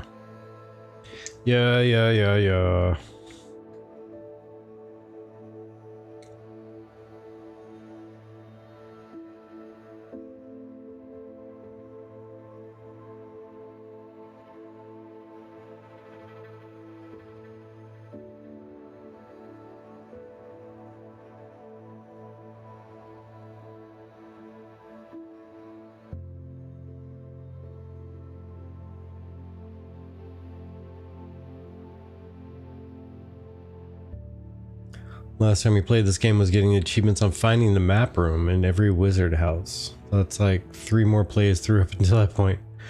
Tedious achievements. Oh my gosh. Oh yeah, because you get different things you can do for each house, right? Because I remember hearing someone complain that being a who was it that had the access to the prison? Was that no, it wasn't Ravenclaw. Trying to remember, somebody had access to like the prisons, but every other house did not. And that was apparently like the cool thing. Hufflepuff. Okay, yeah. Now that you say it. Yeah, Hufflepuff had access to get into there and nobody else did, and apparently that was the cool way to go.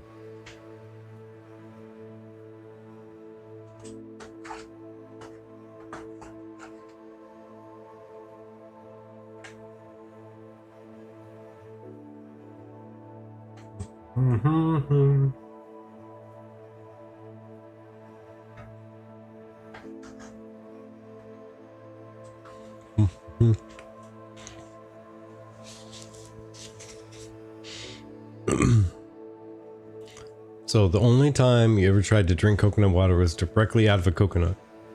Used a corkscrew to open it, okay, and drank.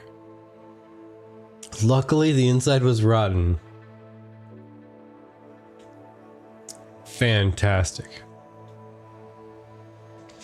That's like my sister. My sister, by the way, is like 40 years old. Maybe only like 38, but close enough. 38, 40, somewhere in there.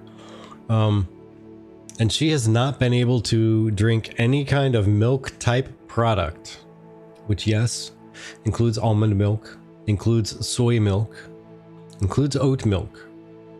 Because one time when she was like 6 years old, she had somebody pour rotten milk into a bowl of cereal for her.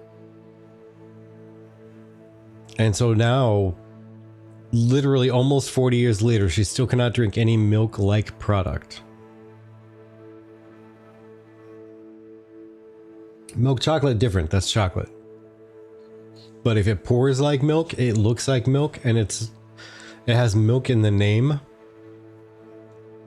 or could have milk in the name because of the type of texture and color it has, she will absolutely refuse to touch it or drink it in any way, shape, or form. What in the world? I'm so lost on this now. What's the button? I'm just gonna start pushing all the buttons for serious. Revelio, yeah, it's not that. Okay, it's not that, not that, not that. Okay. Okay, yeah, not that. Yep, not that. Not that. Not that. Yep, not that. Rice milk, yep, she probably would absolutely despise that too. I don't recall her specifically mentioning rice milk, but it would be a milky-like substance that is named milk, and therefore she would have a mental block and would not be able to stand it for anything. Yeah. Well, that's the map. Okay, that's not the button. Escape. Nope. Nope. Nope. Nope. Nope. Nope. Nope. Nope. Have I just absolutely missed it? We're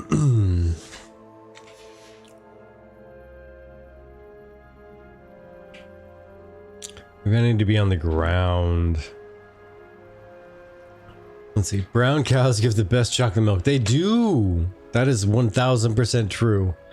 If somebody does not believe that, there is something wrong with you. Can't dismount here. Why? Let me go down here then. Oh, this is a bad guy area. That's why I couldn't dismount up here. Alright, escape the bad guy area. You go over here. This could prove dangerous if I'm not careful. Nothing here can prove dangerous. It looks totally safe around here. There's only a bog and some spooky lanterns. Alright, so. Hey, there it is. I tried pressing this in the air, and I couldn't do it. And now the fun part is, I cannot recall... Nope, I do. It was curses. I was looking for curses, because C-Stuff said, don't go down south until I have some good curses. And I have exactly none of them. So there's that. I don't even have Bombarda. I'm pretty sure that I'm probably going to get that before I get any curses. So yeah. I'm going to take your advice and not go down there. Or try to, for that matter, just yet. Alright, I'm almost done shoveling food in my face for the night, I promise.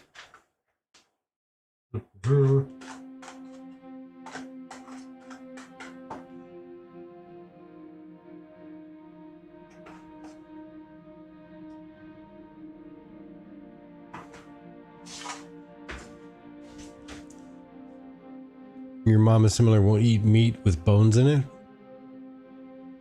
it? Man.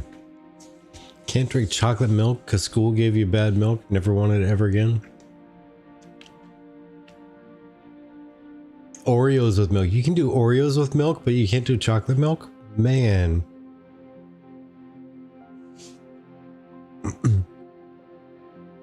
The human mind and what you can make it do is just absolutely insane.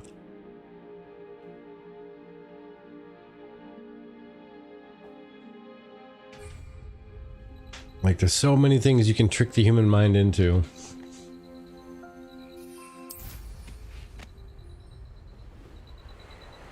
Have to cut her meat from the bone when she goes to the restroom sometimes. Whew. The trickery, the deceit. Oh wait, what's this? What was this again? Dale family tomb. Let's do it. Because all this stuff I think is done except for that, which I need the next level of unlock for to really completely complete it.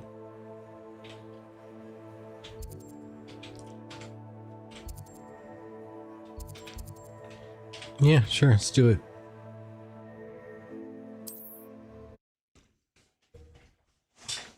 Oh, it's your sleepy time? No. Alright, Chibi, you have a good night. Rest well. Smooches. Mwah. Know that I love you. Do not bring me hell. I was just trying to be cute. You can't bring hell to cuteness. I was trying to be cute. See if I could evade the hellishness.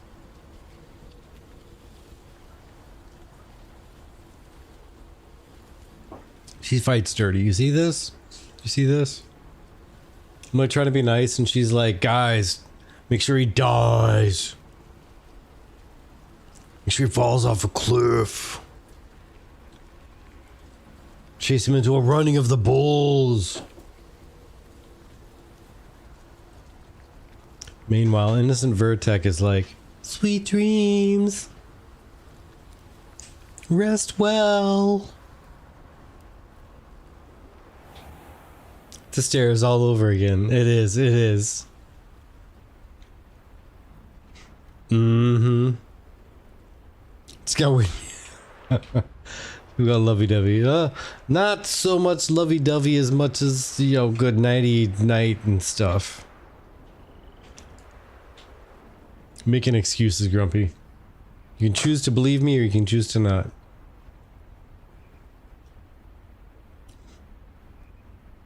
Well, thank you, Chibi. Appreciate that. I'll take a peek before I go to sleepy time. Grumpy is dead inside. Yep.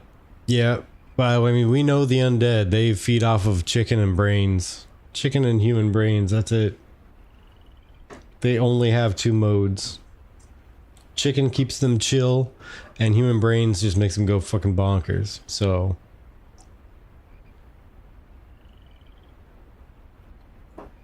oh no, dead outside, at least you know the stench is coming when you walk closer.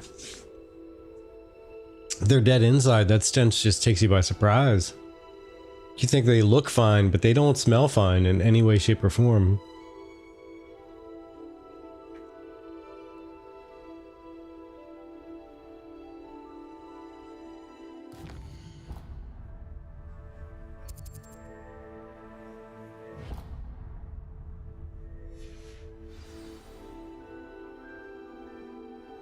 Alright, let's see here. Up that way? Alright, let's see what this is.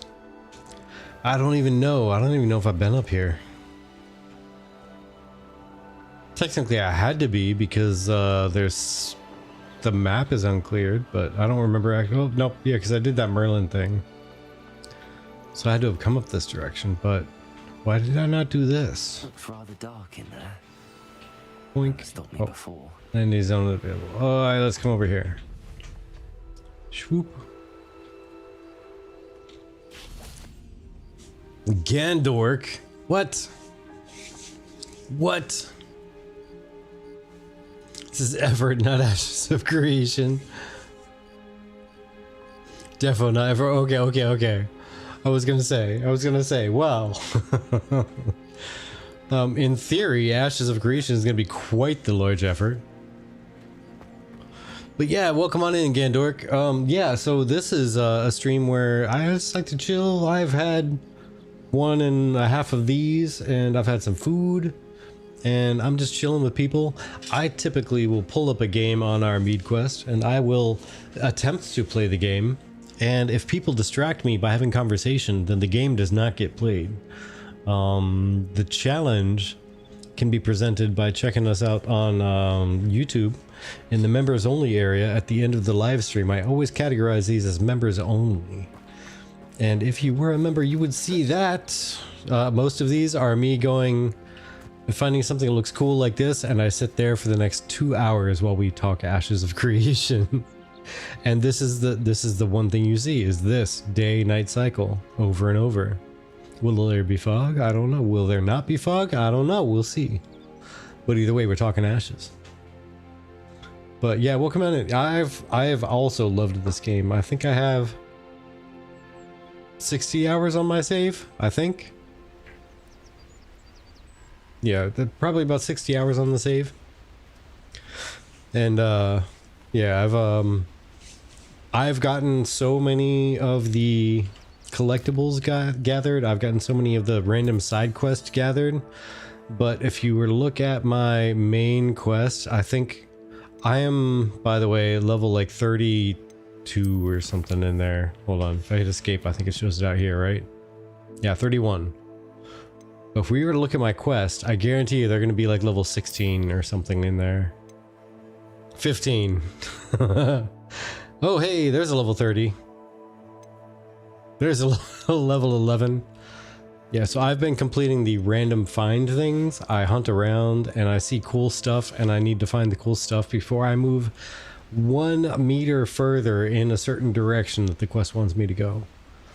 And I hit one point where I said, you know what, I should probably do the main quest, because I'm really far behind on the main quest. And so yeah, that tends to be the typical thing that happens. Is I will start the night with, hey guys, I'm going to start playing this. And somebody brings up something that just completely sidetracks me. We have fun with it. So I ask you, by the way, very nice dude, you say, super cool vibes. Thank you, thank you. You know nothing about Ashes. Just told to check it out like an hour ago. Well, thank you for checking it out. And please tell whoever told you to check this out. I appreciate them. And thank them for me, please. So you know nothing about Ashes. Now, does that mean that you know literally nothing about it? Or you know next to nothing, but you're kind of interested and you're kind of seeing what's going on? Or was it literally just hey, this channel's kind of cool, you should look at it, and you legitimately have no idea what Ashes is? On a scale, basically what I'm asking, on a scale of 0 to 10, how much do you know about Ashes? And how much do you want to know about Ashes? Because we can talk about stuff. And by the way, welcome on in there, Turgo. Standing still, talking Ashes is great. Absolutely, that's what I do. That's what I do. I stand and I know things, and I have an occasional drink in between standing and knowing things. But let's see here. Let me circle back up here. Wizzy says he lies. He stands still for 2.34 hours at a time. Maybe not fog, says AV Gaming, but smoke. Ashes make smoke. Well, so since the Alpha 2 is coming up in October on the 25th, there's going to be a lot of smoke rolling out of those servers, because there's going to be so many people logging in, so many people trying to play it, and so many people breaking things that if the server rack is not smoking and the network closet is not smoking, well then the staff is going to be smoking, because they're going to be typing on their keyboard really fast trying to fix things, and their keyboard is going to light on fire. It's going to be amazing. Some way, shape, or form, there's going to be crazy smoke and insane things happening in that office of Intrepid. And Wizzy, by the way, has asked you, what do you want to know about Ashes? We know all. Wizzy is a super, as her name would suggest, Wiz, at knowing things about Ashes. She's also, despite her calm demeanor, very violent when it comes to PvP. She will lash out and destroy people. And that's why she is going to be my best friend in Ashes.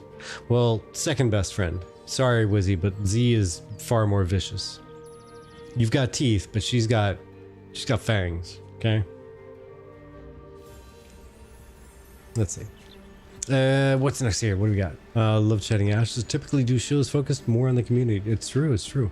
And Planendorf comes back, returns from the grave after having departed, and says, if you like the day-night cycle here, you'll probably be stoked to hear the lead lighting artist from this game is now on AOC. Are you serious?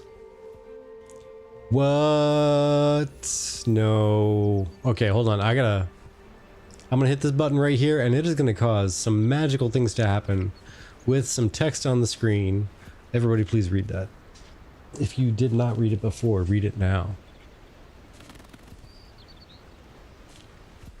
And I quote, "If you like the day-night cycle here in Hogwarts Legacy, you'll probably be stoked to hear the lead lighting artist from this game is now on Ashes of Creation." So I'm going to take a peek up here through the grass stalks and everything. Okay, no, I'm not going to. I'm gonna do this thing. I'm gonna take off on a broom and fly up this way. And we're gonna get a better vantage of this. And I'm probably gonna bump into a wall and it's gonna make me upset. Oh, there's a wall. I knew I'd find it. I knew I was gonna find it. I'm gonna keep following it. Okay, maybe I can land on this tip. Can I land on the tip? Ugh, nope, can't dismount here. How about this one? Come on, man. I just want to land on the tip. I just want to land on the tip. No tip? No tip for me. All right.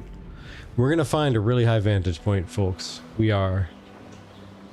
And I guarantee you all of this is bubbled off. Oh, you jerks. Oh, you make me so mad.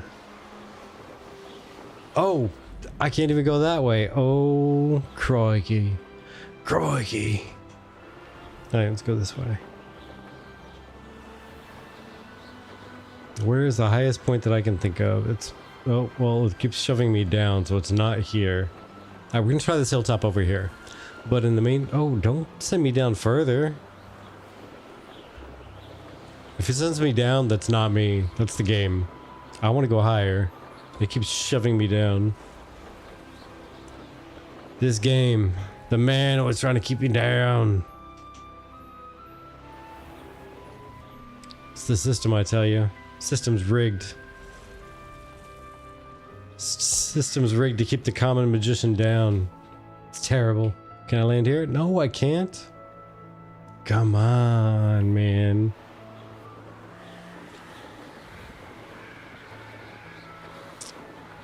Alright, we're gonna go this way because I know that I can land up on top of this castle over here. But in the meantime, let me see.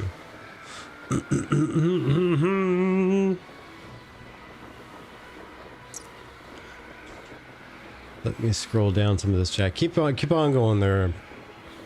Keep on going. Keep going forwards. Good guy. Good guy. Most of the games, minus New World, are more theme park MMOs with the raiding and dungeons being the focus. Yeah, Ashes is going to be absolute, like... So, has there been a common consensus of what it's going to end up being? Is it the theme park?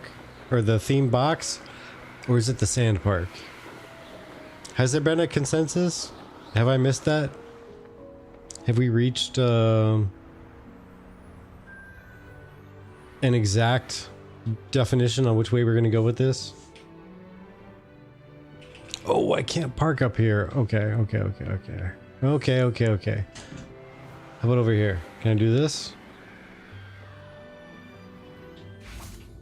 Okay.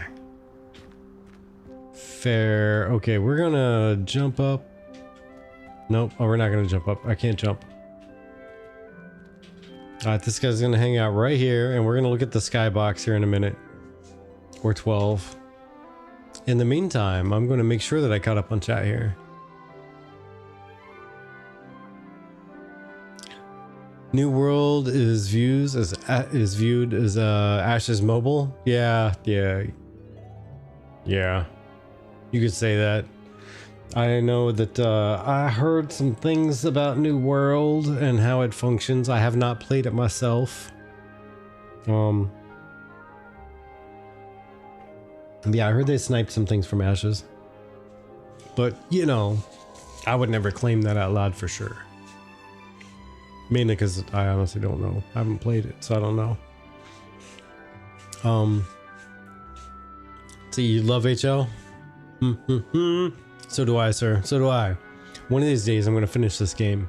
One of these days, I'm going to actually finish this game. But to do so, I need to log in and try to play the game in off hours. because my challenge, my Mead Quest Mondays has not been defeated. And by defeated, I mean my goal has been to chat Ashes while playing a game, which means that Ashes chat has always taken priority, and therefore I have never completed the game. This is very true. I think this is like the eighth week in a row I've tried to play Hogwarts, and I've gotten exactly 1 hour of progress in questing. 1 hour of progress has happened in 8 weeks. Ashes is winning. It's true. Even against a legendary game like Hogwarts Legacy. See? See?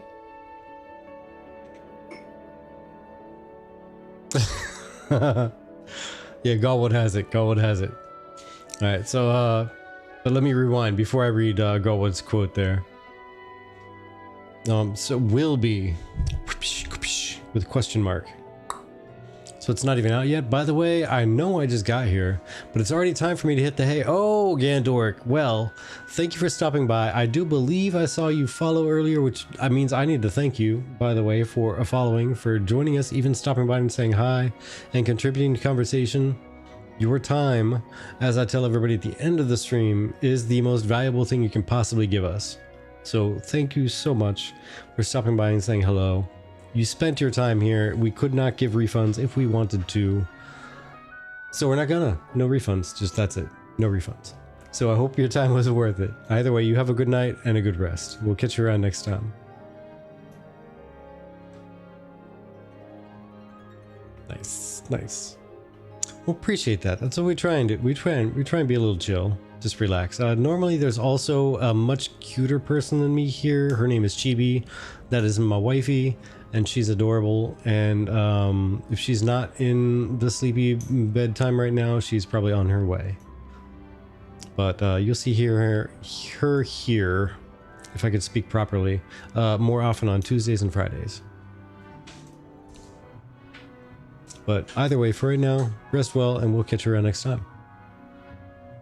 And gonna dive into a Google YouTube rabbit hole. Oh man, yeah we do. Here you go, check this out. Watch this, watch this. I'm gonna do this and go pa pa pa pa pa pa. With wizardry I say Avada Discord. Pow! There it is. It is all yours. Yeah, the channel's same on YouTube. We are TGF Tavern everywhere. On Discord, we are on Twitch, we're on YouTube, we're on Twitter. I mean, I don't suggest you really spend some time looking, but I mean, on Instagram we're on there, but we really don't post anything there, but we exist there. We just, you know, don't do anything there. Mainly just because I'm not a big social media person, and we haven't really found a giant reason to have a presence there. But someday. Oh, well, thank you, Gandork. Thank you so much for the subscription. Cheers to you. Thank you for subscribing.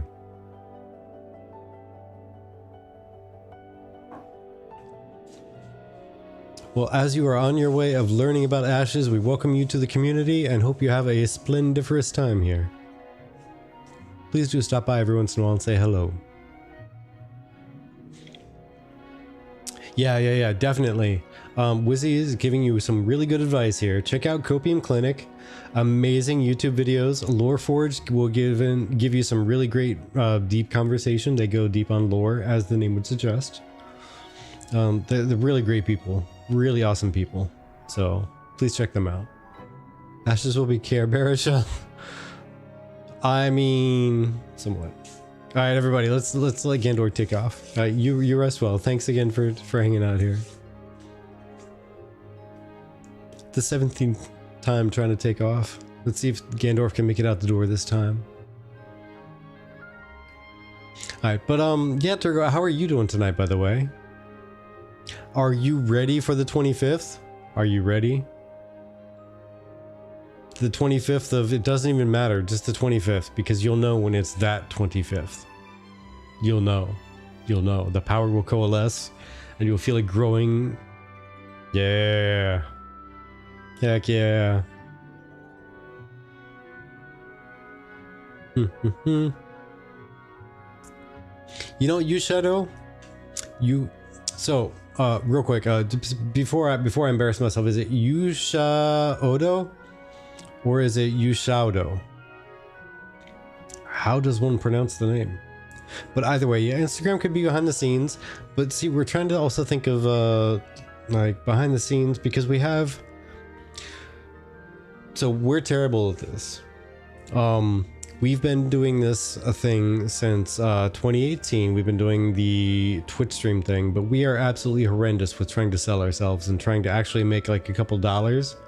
So we've dumped like thousands of our own money, thousands of dollars of our own money into this, just doing things, buying equipment, buying video upgrades, and buying applications. And we did the VTuber thing for a minute, which isn't dead. We still have the VTubers, but we have a specific use for them that's going to come out in the future. Depending on how they release different content may depend on when we break the VTubers out again, but we have a very specific use case for them. They're going to resurface, but we need specific types of things to happen in the game. And looking at the alpha track, it's probably going to be down the line, like down the line, maybe almost into beta before we break them out again. But Yushudo. Okay, so instead of LD at the end, it's W. Yushudo.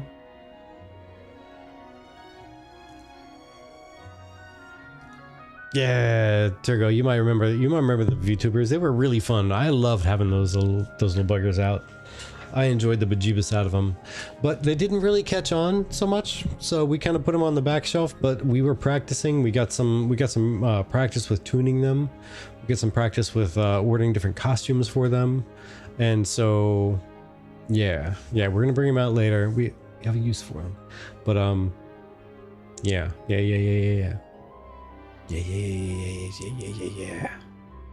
They will make a return. But yeah, as I was saying, Yushado,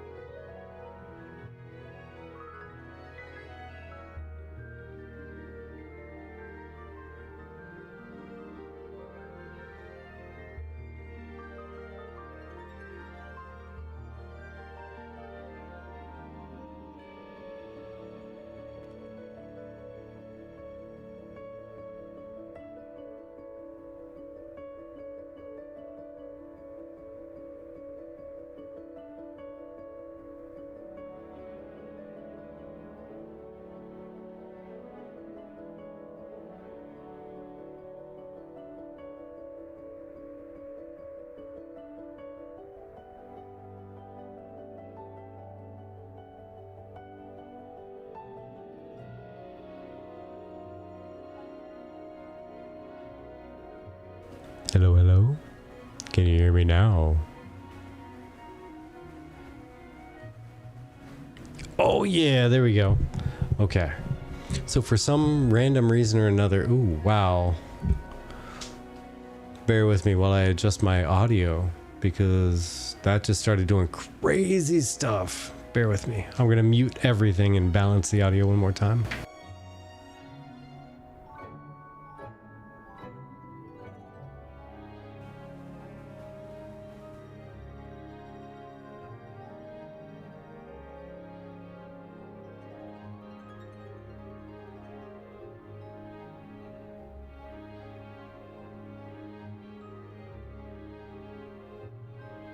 All right, there we go. I should be back to normal tones once more. All right, audio looks good. Yeah, for some reason my mic decided to die on me. It's crazy. All right, here, join Champion of the Hill. I'm in. Yeah, I had to power the puppy off and bring it back online. It apparently needed a quick, like, 3-second nap. I'm happy to oblige.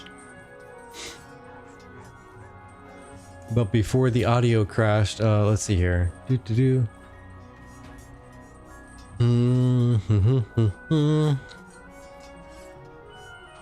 Oh yeah, so yeah, we're not really big on like pushing our sales and all this and that, but we had ideas of using things like behind the scenes as enticement for subscribing and things like that, like trying to put stuff on the like the members only and whatnot.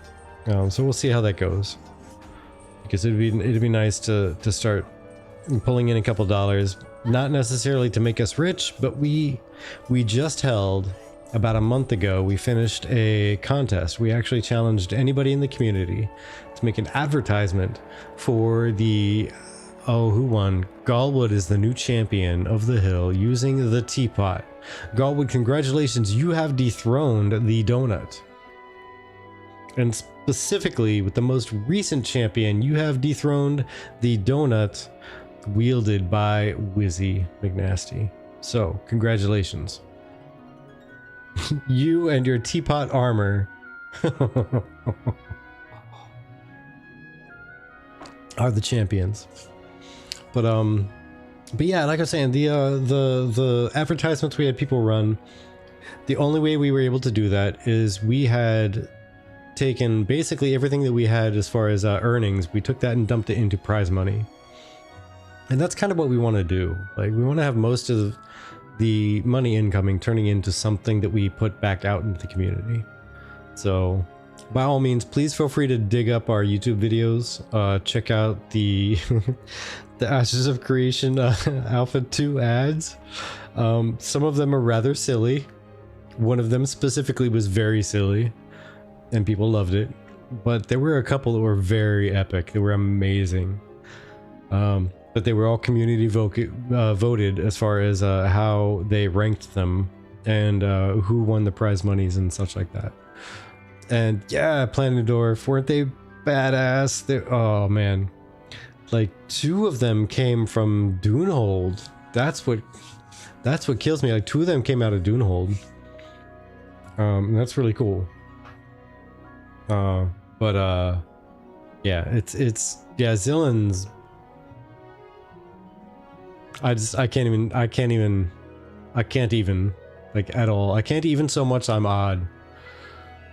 Just Zillion's killed me. And apparently he had that one sitting on a back burner for a really long time because so the reason, this is some behind the scenes for you, just so you know. We had tried for about 1.5 years to get any content creator out there to make a 30 seconds to 1.5 minutes advertisement so that we could, when we have ads on Twitch, which nobody likes to see, right? But some people will subscribe to get out of those ads, but we don't want anybody to miss any content, any conversation, any tidbit. So our idea was, let's go ahead and let's get ads from the community to advertise their content or the content they want to see, or just a silly thing that they make up. We'll use those ads in place of, or rather on top of, Twitch ads, so that when non-subscribers are seeing Twitch ads, subscribers will see funny videos made, or fun, or just entertaining or educational videos from community members. So both ads will be running at the same time. So we could schedule once an hour, okay guys, we're going to be running 3 minutes of ads. Sorry, they're incoming. Twitch ads run for 3 minutes and fun ads run for subscribers that advertise other content creators and just things that they want to show off. And we didn't get any response for like 1.5 years. We asked everybody, like, come on guys, just give me like a 30-second something. That's all I want, is a 30-second something. So finally we said, all right, let's go. Let's have a contest, and then we'll get stuff and we'll be able to play those down the line. Hence the reason you never joined. Wizzy, I know you would have, absolutely, in a moment. You would have made something that would have probably toppled Zillion's thing. And don't fib. You know, it would have. But yeah, if you have a favorite content creator out there, and we will be absolutely humble and recognize that it may not be us. It is quite likely not us. We have a particular type of approach. It's not as entertaining and like flashbang as some others out there, which is fine. Everyone has their niche. But if you have a favorite or second favorite, if we are your favorites, thank you so much. Please just let them know. Just make a 30-second commercial for their own channel. that we can play on ours, because that's what we want to do. We want to advertise the community. We want to let everybody know who is out there, what's going on. Like, these people are doing this kind of thing. Give us your personality. Give us your personality. That's what we want from content creators. And honestly, guilds. If you have a guild that wants to advertise, give us a 30-second to 90-second commercial. We'll play it on our channel. We just need enough of them so it's not the same handful of commercials every time, because that would get boring, right? We probably need like a good 5 minutes worth of commercials, 10 minutes of commercials. Take Planendorf. Are you the real mythic Planendorf? Oh lord, mythic can't be good.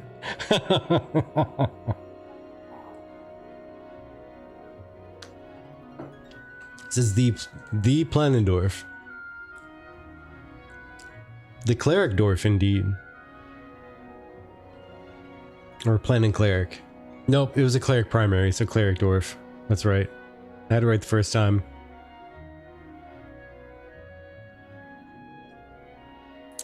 You shadow. Yes. Yes, you are exactly of my mentality right there. If you love some AOC, then you're a friend of mine. And just so you know, we like to foster a conversational community here, which means that 1, you are allowed to have a different opinion, and 2, you're not allowed to flame somebody for their opinion, but 3, you are allowed to disagree. So feel free to, like, if it's an unpopular opinion, feel free to drop it in here. If anybody flames you, I trust you, or I hope you trust me. There we go. I hope you trust me that they will be banned. They will be timed out, or whatever the case is, depending on the severity. You're allowed to disagree. You're not allowed to like flame somebody for their opinion. You start insulting directly with aggression, and you're out of here. You will have no problem with the tavern as long as you make no problem for the tavern. Disagree with the ban part? Yeah. Yeah, I mean, you know, you can disagree with it. That's cool. Shipples. I see what you're doing there. I see what you're doing. Trying to stir the pot. I want to disagree with something. Fair enough. Fair enough.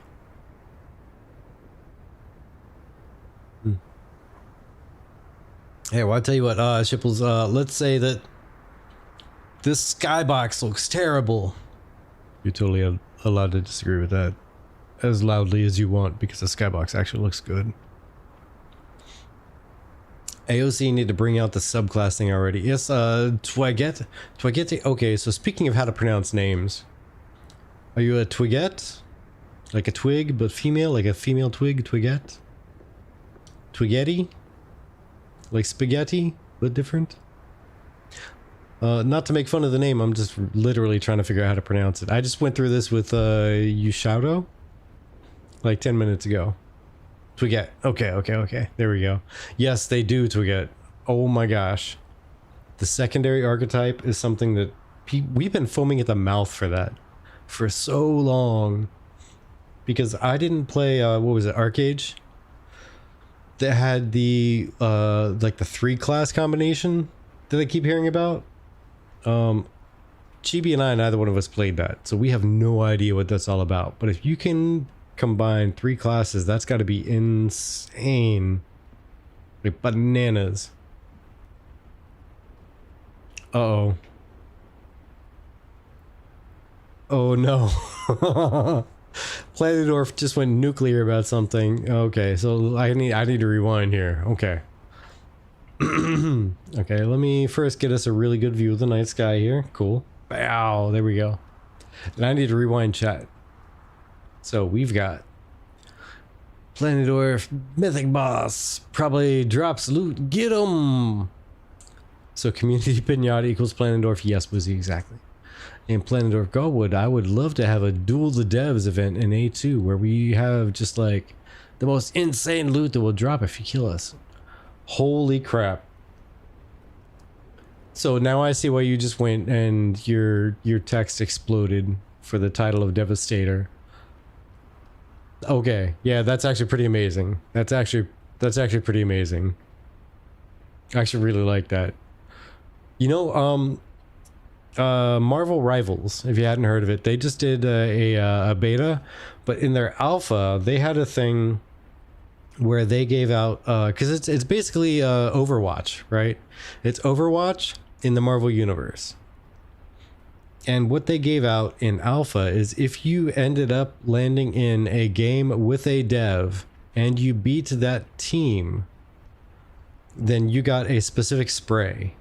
And it's a very distinctive spray that you could spray on the wall like you do in or on the ground or whatever, like you can in Overwatch. So it kind of had the same idea. It's just, instead of a title, it was just a spray. But either way, it was not a big deal, quote unquote, to people who were in the alpha. As soon as you hit the beta and people started using that spray that was exclusive to that alpha, people, they started getting jealous, right? That's what happens when you can't get it, then you know you can't get it, you're the one that gets jealous. If you could get it, like, but you just chose not to, that's totally different. But I could absolutely see a devastator from alpha or beta because of having an in-game event. And you need to be even, let's say, in the party that kills the dev, right? Because they end up turning themselves into this massive tank monster, almost like the monster coin system. Like they turn into like this monster, like behemoth that can take on half a city at one time. But then one party ends up getting like the last hits or the most damage or whatever. Yeah. Oh my gosh. Galwood, thank you for all that. You started the thought. And it came to fruition to something amazing. Either way, no matter what it is, the Devastator for having in any way, shape, or form, having combat with the dev and winning sounds fantastic. That's a win idea for sure. Alright, okay. So yeah, let's get to a chat here. Demon Soul Games, by the way, welcome in. Thank you very much for joining, and you are very late, my friend. You are, I don't know what, did you set your clock back a time zone or two to be surprised that you're late? My goodness, golly. But, oh, Zutaria, thank you for gifting that subscription. Much appreciated, and welcome in, Zara. How are you doing tonight? Miss your face. Miss your face.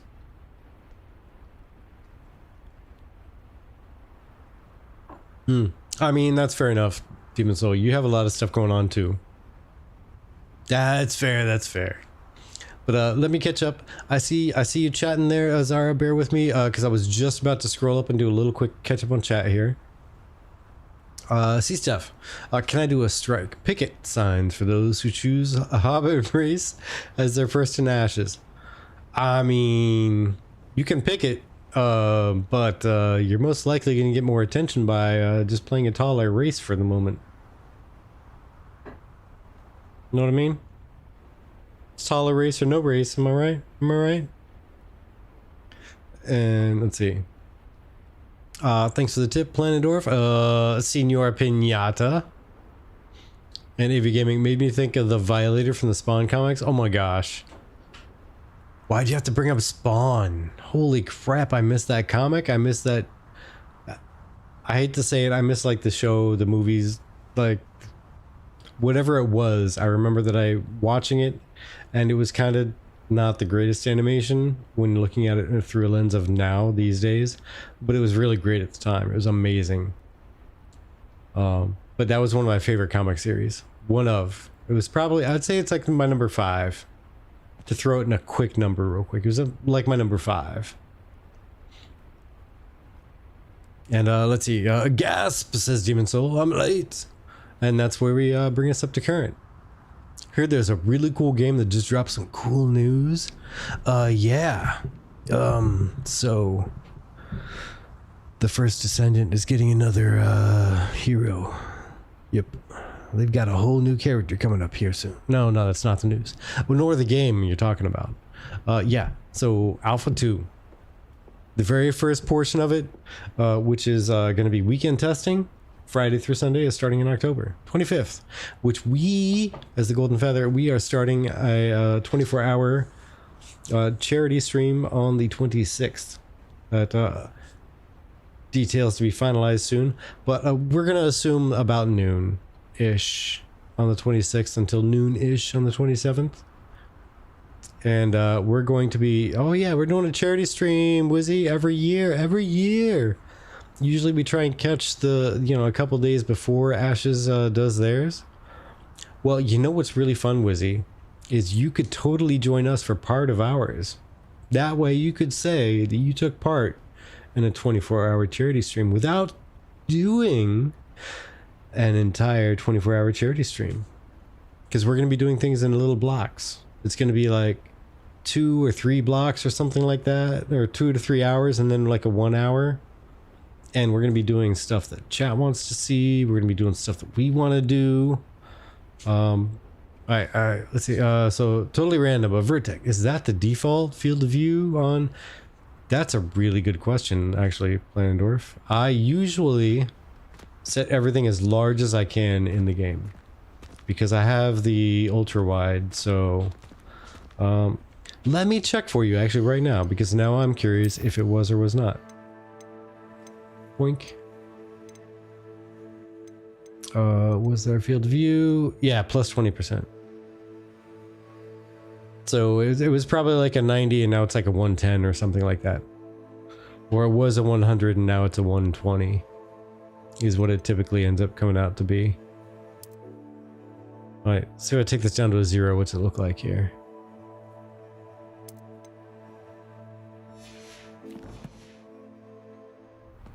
Whoa. Okay. Let's see. So we have, okay, let me see. Let me find 2 good view references here. Okay, so on the left and right side, we're gonna box ourselves in with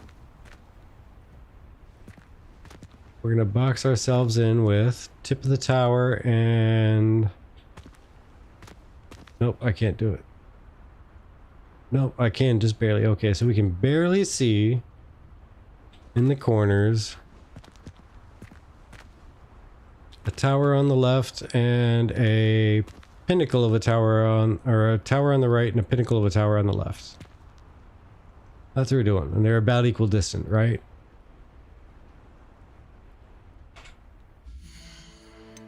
Alright, so setting, and we're gonna go ahead and jack this out.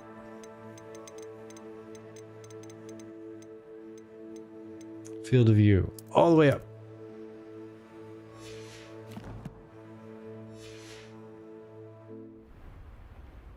And that's what it turns into instead. Didn't move the camera, but you can see off on the left side, at about the 3/4 mark of the view, is the tip of the tower that I had used barely off in the corner of the screen, and off on the right side is the same thing. The very edge of that tower was just barely off in the corner of the screen, right about the point you see the... Do you see the 60 FPS? No, you don't. Okay. Maybe that's coming off of the NVIDIA thing. Yeah, there's just clipping into the top corners was that very tippy top pinnacle on the left and the actual stone of the tower on the right. So yeah, looks like about a 20%. And just so you folks know, yeah, this is what we're going to be doing a lot of on the 26th. Wizzy, so yeah, that's what we're going to be doing. Is a whole lot of random testing of things. Because we're going to be checking stuff, we're going to be trying things. Somebody's going to come up with a really cool idea of, hey, let's see if we can, I don't know, fall through the world over there, because there's a weird little crevice that you can kind of get stuck in but kind of not. So let's see if we can fall through it. We're going to try and fall through it for the next 20 minutes. And then we'll do that for 2 hours, just randomly checking things. And oh yeah. So again, we have the tower on the right, just barely in view. Pinnacle on the left, barely in view, and then back over here. Zoom out. But and then for like an hour, we go and check out exactly what the viewers want to see. If they want to see a group of 8 people going out and checking out just mage content, we're gonna have 8 people create mages and run around and do mage stuff. And blow things up and see what happens when 8 mage balls of lightning stack upon each other and run over one portion of the map that happens to cross not only a server boundary but there happens to be a mob standing on that boundary, and we zap them with lightning all at the same time. Just boom, done. Which I don't know if we'll be able to see like server boundaries, but we can guess. We can guess. Node boundaries. We'll do them in node boundaries maybe.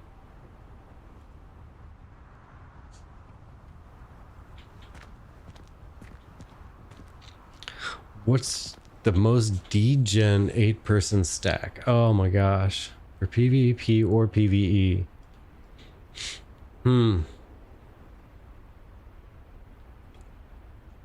I'm going to go ahead and say, based on what we've seen in the previews, are you saying 8-person stack as far as like all 8 people detailed to potentially different classes, or one stack of 8 classes, or archetypes? So 8 different archetypes potentially, or one specific archetype 8 times. Because if you're saying one archetype 8 times, I would have to agree with Wizzy. Like fighter, based on the views that we've seen on everything, it's either gonna be fighter or bard, guaranteed. One stack of 8 classes. Okay. So one stack of 8, any kind of classes. I would say 2 bards and 6 fighters. 2 bards, 5 fighters, and either a tank or a cleric. Yes, that's my final answer. 2 bards, 5 fighters, and either a tank or a cleric. Because you would have the 6 fighters. I'm sorry, but the fighter kit looks devastating. It looks mobile, it looks dangerous, it looks self-sustaining, it looks just threatening in every manner, shape, and form of the word. It's also, because it's melee, they're probably going to be rocking some heavy armor, which is going to be likely to include a lot of like hit point stuff and physical mitigation, and the 2 bards will be able to stack enough benefits with all of their different buffs to cover a lot of bases. And then you have either one cleric to make them invincible, so that all they need to do is stay in the middle, stay alive, stay untargeted, and heal everybody, or one tank to run around and taunt everybody and reduce damage outgoing to anybody but that one person, in which case the bards can use their couple single target heals to keep the tank alive.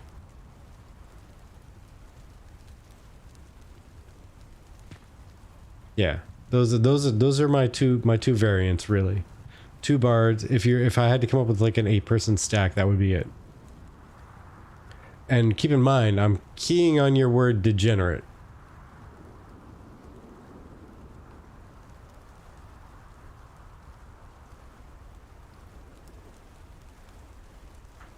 The most degen 8-person stack.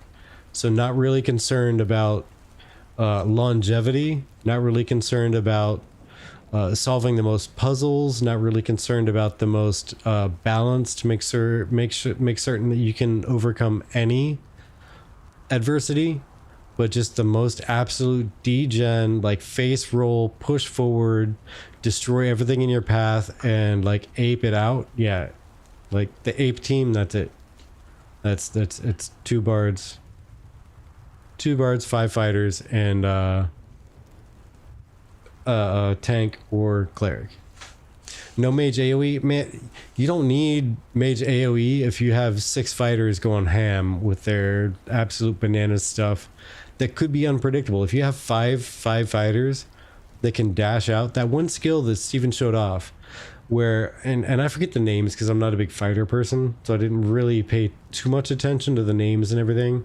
But there's the one skill where he tried to attack the person across the river. He couldn't do it until he jumped in the air, and then he flew across, and he was able to traverse the multiple levels. But he was able to fly across the river and traverse up a level and smash somebody in the face.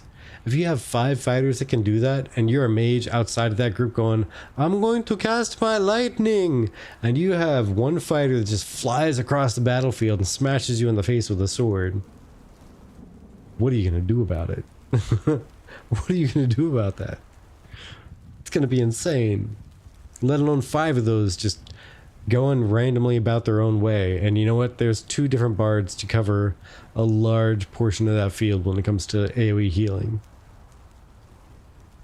And let's see here. All right. So Planendorf says, this was just me asking y'all what y'all thought was the most OP party would be. Oh, okay, says Demon Soul. Well, actually, next to Clueless about AOC, yeah, by the way, Planendorf, Demon Soul Games, since I'm just catching up right now, Demon Soul Games, he is somebody from our guild, which I did see, Campbell0606, yes, TGF Tavern, that's a very tricky question. TGF Tavern, when we get inside of Ashes, is going to be absolutely a no man's land / like there's no aggression there. It's going to be considered a neutral zone. You will have no problems in the tavern unless you make problems at the tavern. If you make problems at the tavern, we expect everybody who is a patron there to help solve that problem. You create a problem, you are the problem, your problem will be solved. You will be out. And everybody there will get discounts on their next round. And however that works out in game. But that's going to be how it's going to be set up. So we don't really claim an allegiance when it comes to being in-game. We will have a guild. Chibi and I will both be, we are members of Nexus. We love Nexus. We would rather be nowhere else. But when it comes to in-game, even if a Nexus person rolls up and they throw hands on somebody of another guild, Nexus, that person of Nexus will get thrown out, probably by somebody else in Nexus, if I'm being honest. But yeah, TGF Tavern will be a neutral zone. As far as speaking as Chibi and Virtek, we are proud members of Nexus. We'd never be anywhere else. We love our guild master. We love our guild peoples. Nexus is not what I would consider big. I'd say like small to medium. We plan on being more close-knit than we do large. Our main goal is to be close-knit, tight together, like really actually get to know one another rather than have just as many people as possible. Demon Soul is one of those people. And to finish what I was saying there to Planendorf, yeah, we have just tipped Demon Soul into the realm of being an Ashes fan. Before, he was saying that he would probably not play because he has a crippling addiction to World of Warcraft. Crippling addiction to World of Warcraft. And we have slowly weaned him off of this drug of Satan. We have cleansed him of the satanic influence. For the most part, he might still have a little bit of WoW cravings, but we've cleansed him for the most part of the WoW influence. And so he has agreed to join us in Ashes. It has taken us, I think it's taken us 3 years now, but we finally cleansed him of the taint. So just a little background. That's who Demon Soul Games is. It took us a while, but I think we've got him there. He's on the road to recovery. I think it has, Demon Soul. I really think it has. Yeah. If it hasn't been 3, it's been 4. No, if it hasn't been 3, it's been a minute. It's been a minute. Because I know we chatted with you for a good bit, and we knew who you were before jumping into Wrath of the Lich King Classic, which was still in the Naxxramas phase. It hadn't quite gotten to Ulduar yet, because my big thing was I wanted to get into Ulduar. So I had to level up in Classic all the way up, and we had just gotten to max level like the week after Ulduar opened up. I think Ulduar was open for 1 week and then we got in there. Yeah. So yeah, we met, we were chatting during phase 1 of Classic Wrath. And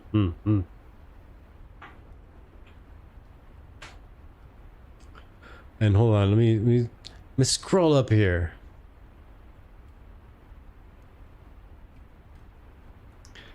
You only wait, Planendorf. You only found out about? Did you?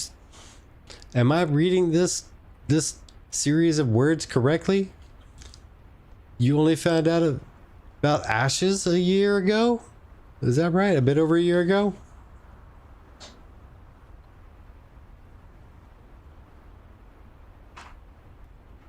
It's crazy how much the addiction can take hold. Am I right? Am I right?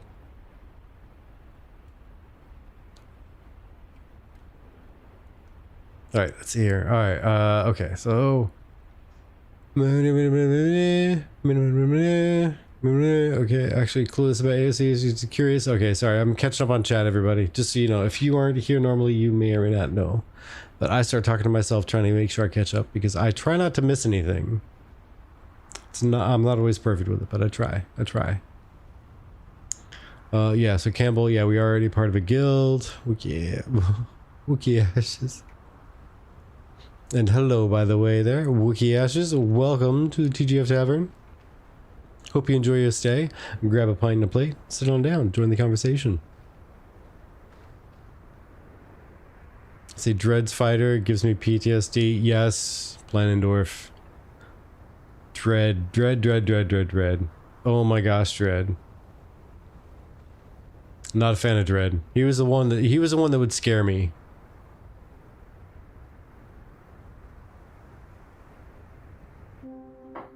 I would run in, being a tank and everything, but still, Dread would... I would see the name pop up over a hill and go, oh man, here we go. Everybody ready? Here comes Dread. And I had to duck and cover. See, I only started trying to learn AOC. Okay, cool. Gotcha. Already covered that. All true words that the man speaks right now. So you've been cleansed of WoW since Pandaria. Oh wow, that's been a minute, Oracle. Holy cow. Pandaria has been like forever. Oof, you're a stronger person than I. I dipped back in. I went up to Firelands and Cataclysm and I ran away. I was a coward. I dipped out. I didn't come back until... what was it, Warlords of Draenor? Like the very end of Warlords of Draenor. Led myself into... what was the one after that? It was with the Demon Hunters. Either way, like, yeah, Legion. I went into Legion. Realized I did not like exactly how that was going. By the time we hit the Triumvirate dungeon. Seed of the Triumvirate, I think it was called. And tapped out of that one. Decided to buy into the next expansion and never played it once. Didn't even download it. Bought into it so early that I lost interest before the expansion came along. Marketing works, people. Just saying, marketing works. Don't pre-order unless you know you want to do it. It's my disclaimer.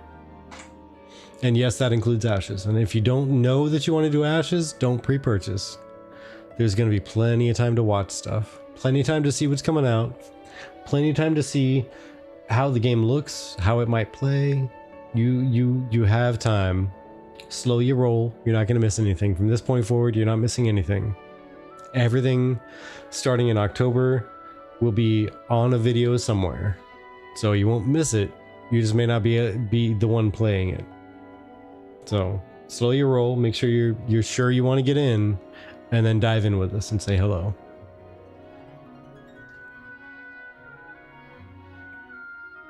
Okay. Yeah. Okay, so I read Wizzy's comment and then let's see here. Oh my gosh. So one of my chats had scrolled like all the way all over the place. Okay. There we go. So I saw some new stuff and then I saw some old stuff and then it just blitzed out on me.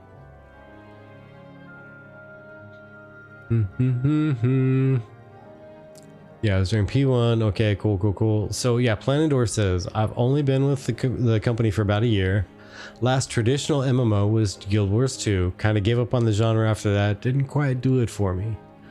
Turned down the recommendation at first until I watched the Nodes 1 and 2 videos. Yeah, you watched those and then you were waiting for Nodes 3, weren't you?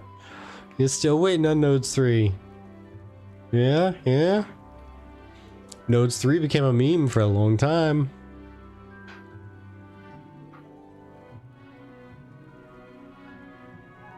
Still waiting on the next Nodes video, I'm just saying.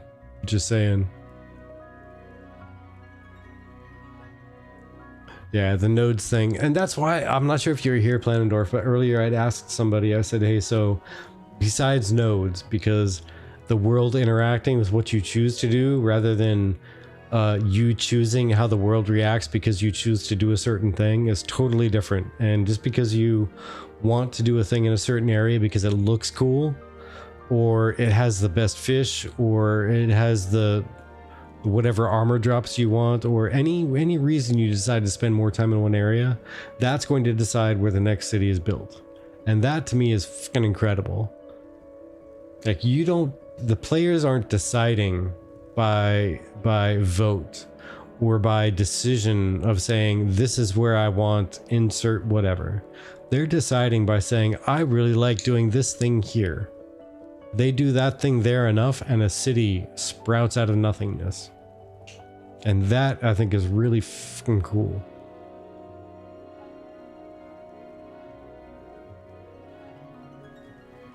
Like, it's one thing to say that you roll into like Ultima Online and you're like, I want to build a town here with a bunch of buildings, and you all sit down and make your houses together, and suddenly that's a commune, and then more houses get built and somebody's like, I'm going to build a general store.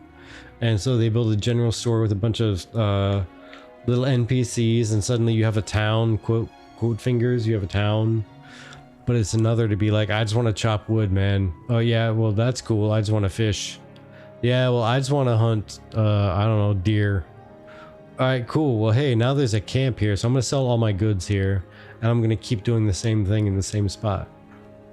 And people keep doing the same things in the same spot, and suddenly there's a village and town and city and metropolis, and it just, that boggles my mind how that's going to work. Because once the entire world gains to the point where there are the 5 metropolises and there's an equilibrium of sorts, how long is that going to last? And then when one of them gets destroyed, how hard is that going to shake up the entire world? How are those ZOIs and whatnot going to just absolutely be wrecked?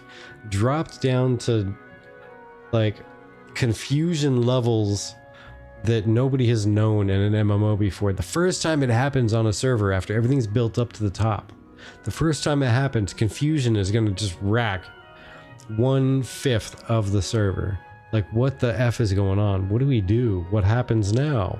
I don't know. I guess we're fighting our neighbor. Civil war has happened because the Metropolis node has crumbled.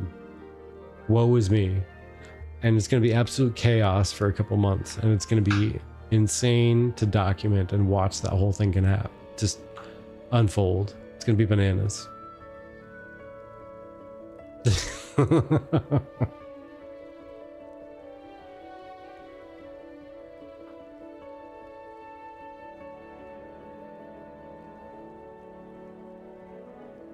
Oh, lordy.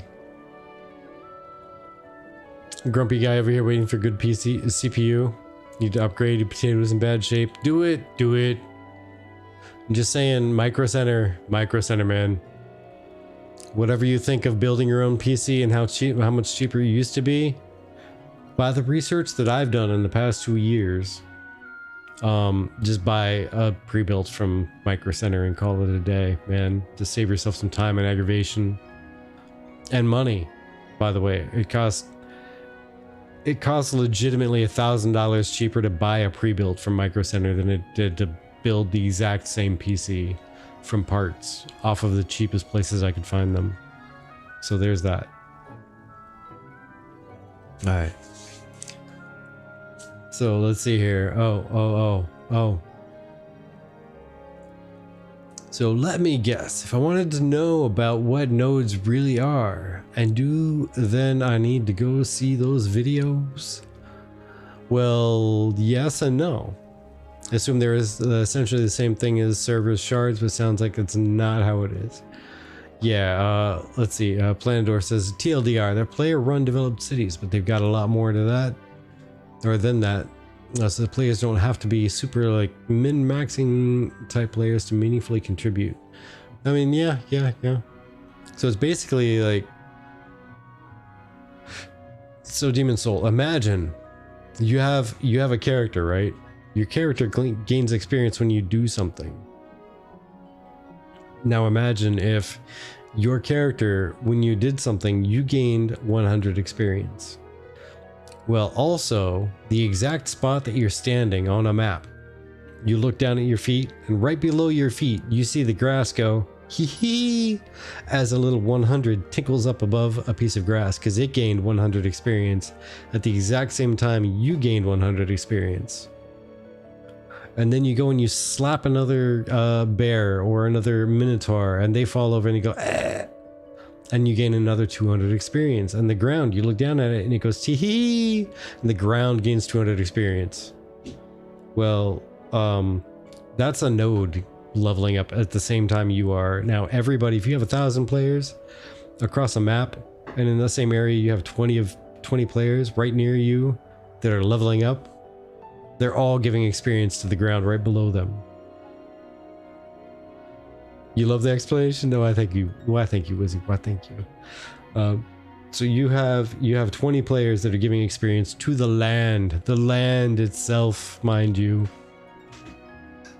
And if you have enough people in one area to give experience to the land levels up. It now turns from just a grass area to suddenly it has walking paths through it and like 2 tents.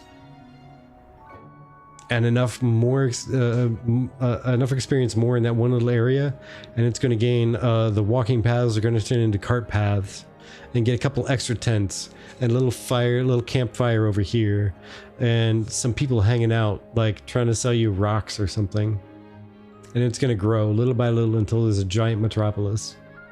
And you're not going to in Ashes, but let's pretend you start selling airplanes on the corner because flying cars are the thing. But that could be the super metropolis in the future. That's Ashes expansion 12 down the line. Hey, all right, I'll explain them all. They'll be cute and nifty and interesting, and then they will go into absolute unreality. But it'll make sense. Maybe. We'll see. Time will tell.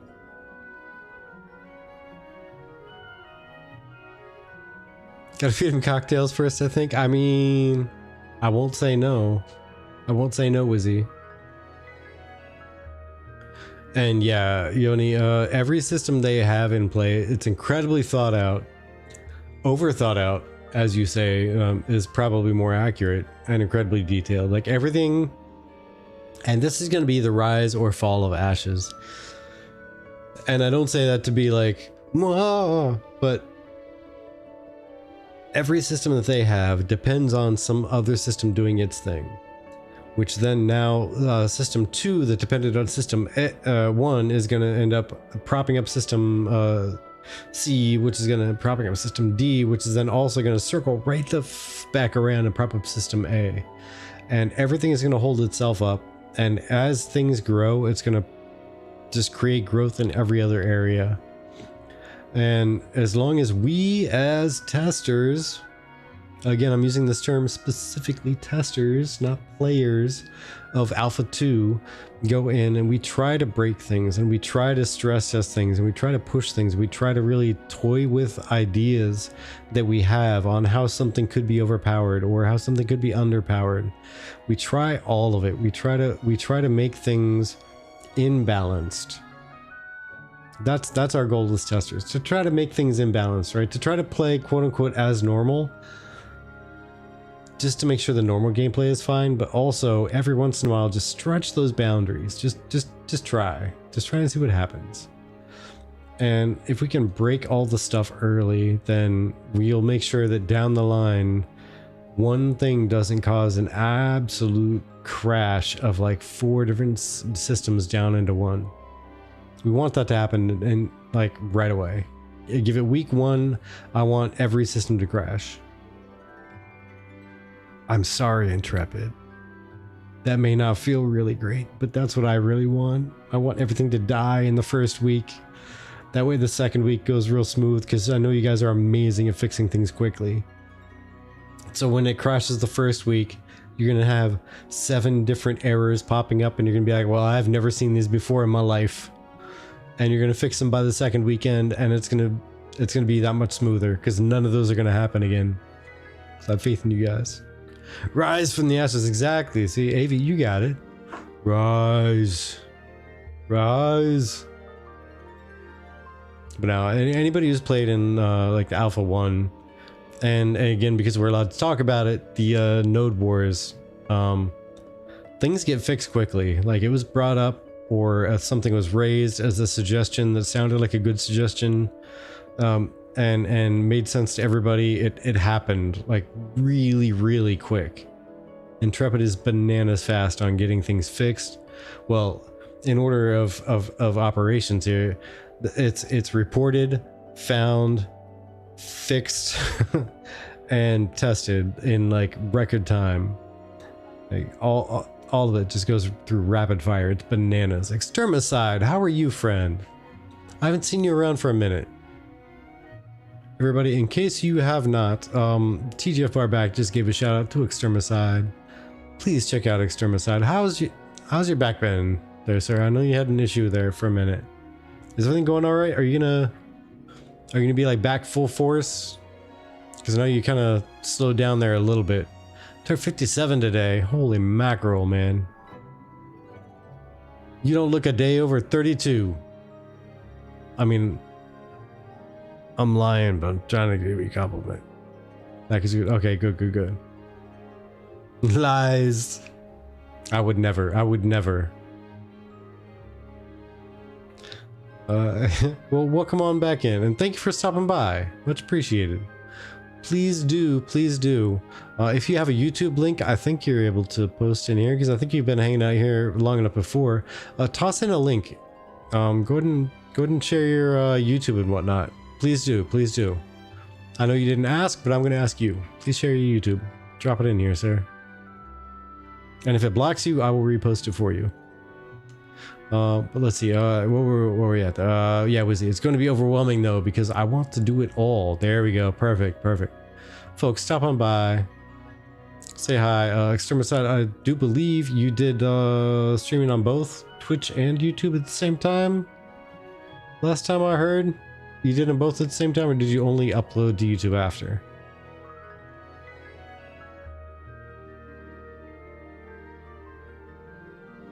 All right, and let's see. Wookie Ashes says, "How do you think we'll give feedback in Alpha 2?"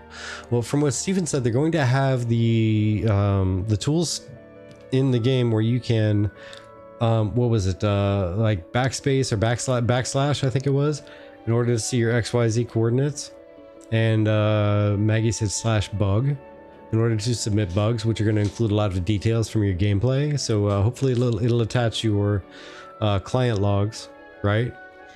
And maybe even a screenshot of wherever you're at the time, and kind of provide a little bit of background information. So hopefully, in case there's a big issue, maybe you don't have time to be able to type anything and it just dies. Stuck in Twitch commercials? No. All right, we'll get him back after the fact. It's fine. Life will go on. We will survive.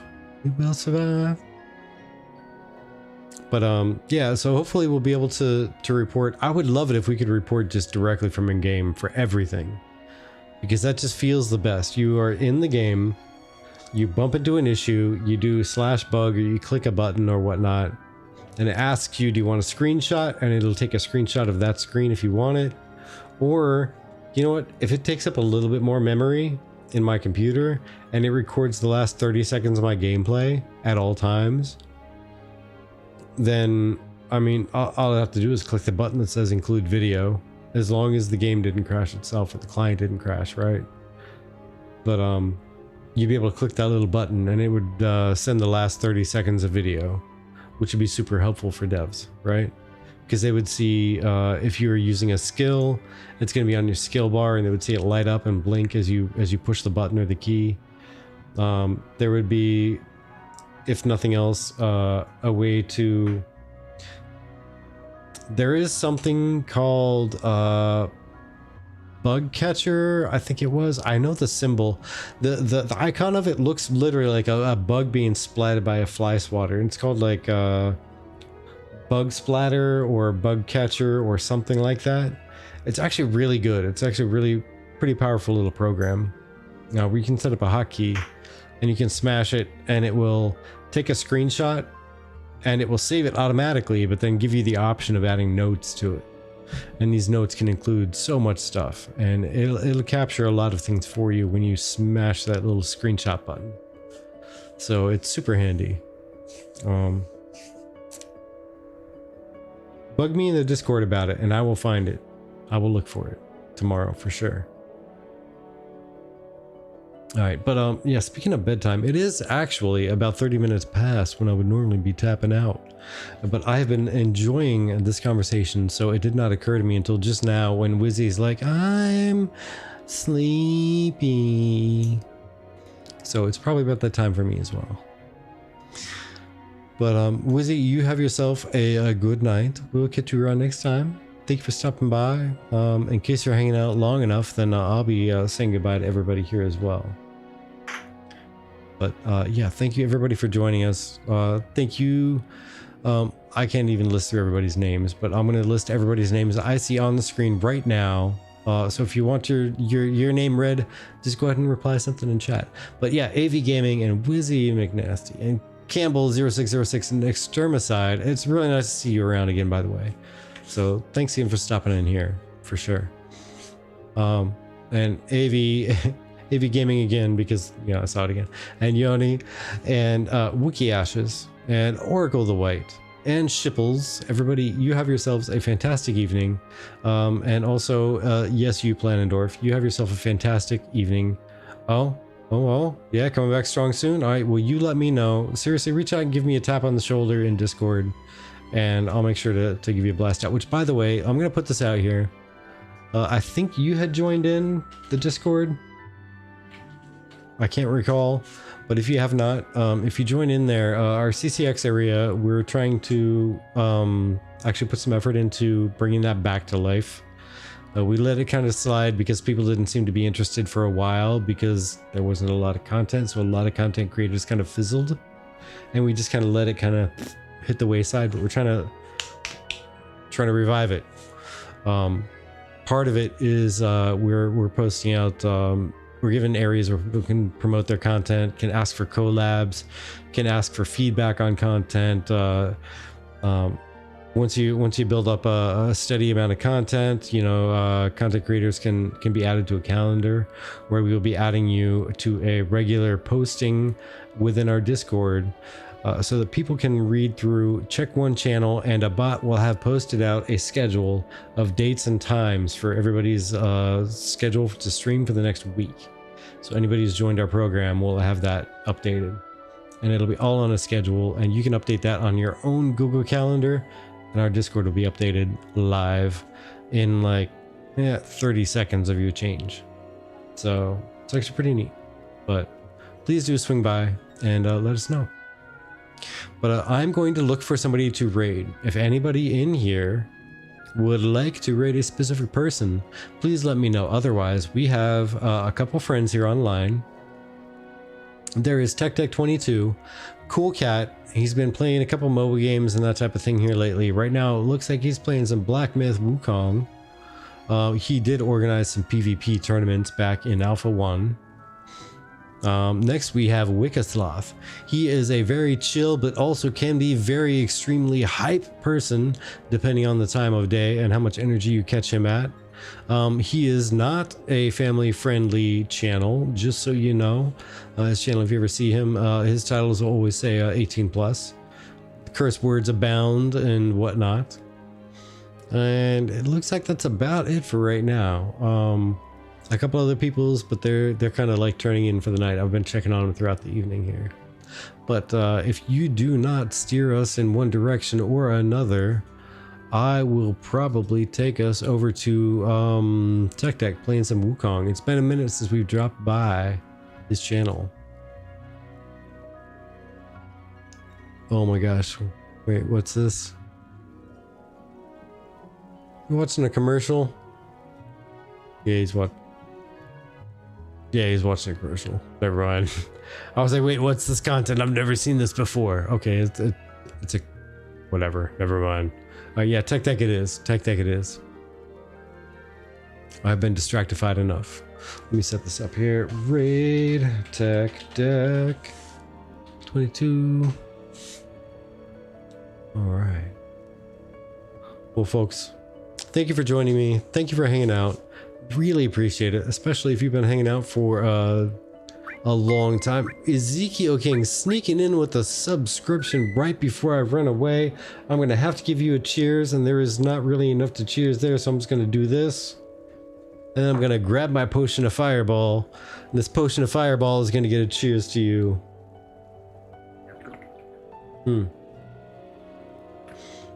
And I hope you always know other, like in reverse there, Ezekiel. We shall forever and always love you.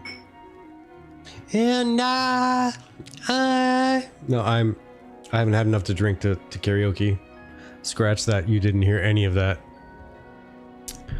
But either way, we love you, friend. Thanks for stopping by. We have a raid about to kick off to Tech Deck 22. We clipped. I would not doubt it. I would expect nothing less. And I shall forever be ashamed, as I should be. But either way, you folks have yourselves a great night. Tech Deck 22 is coming up next. He is playing some Wukong. So get ready for it. I'll catch you folks later. Bye.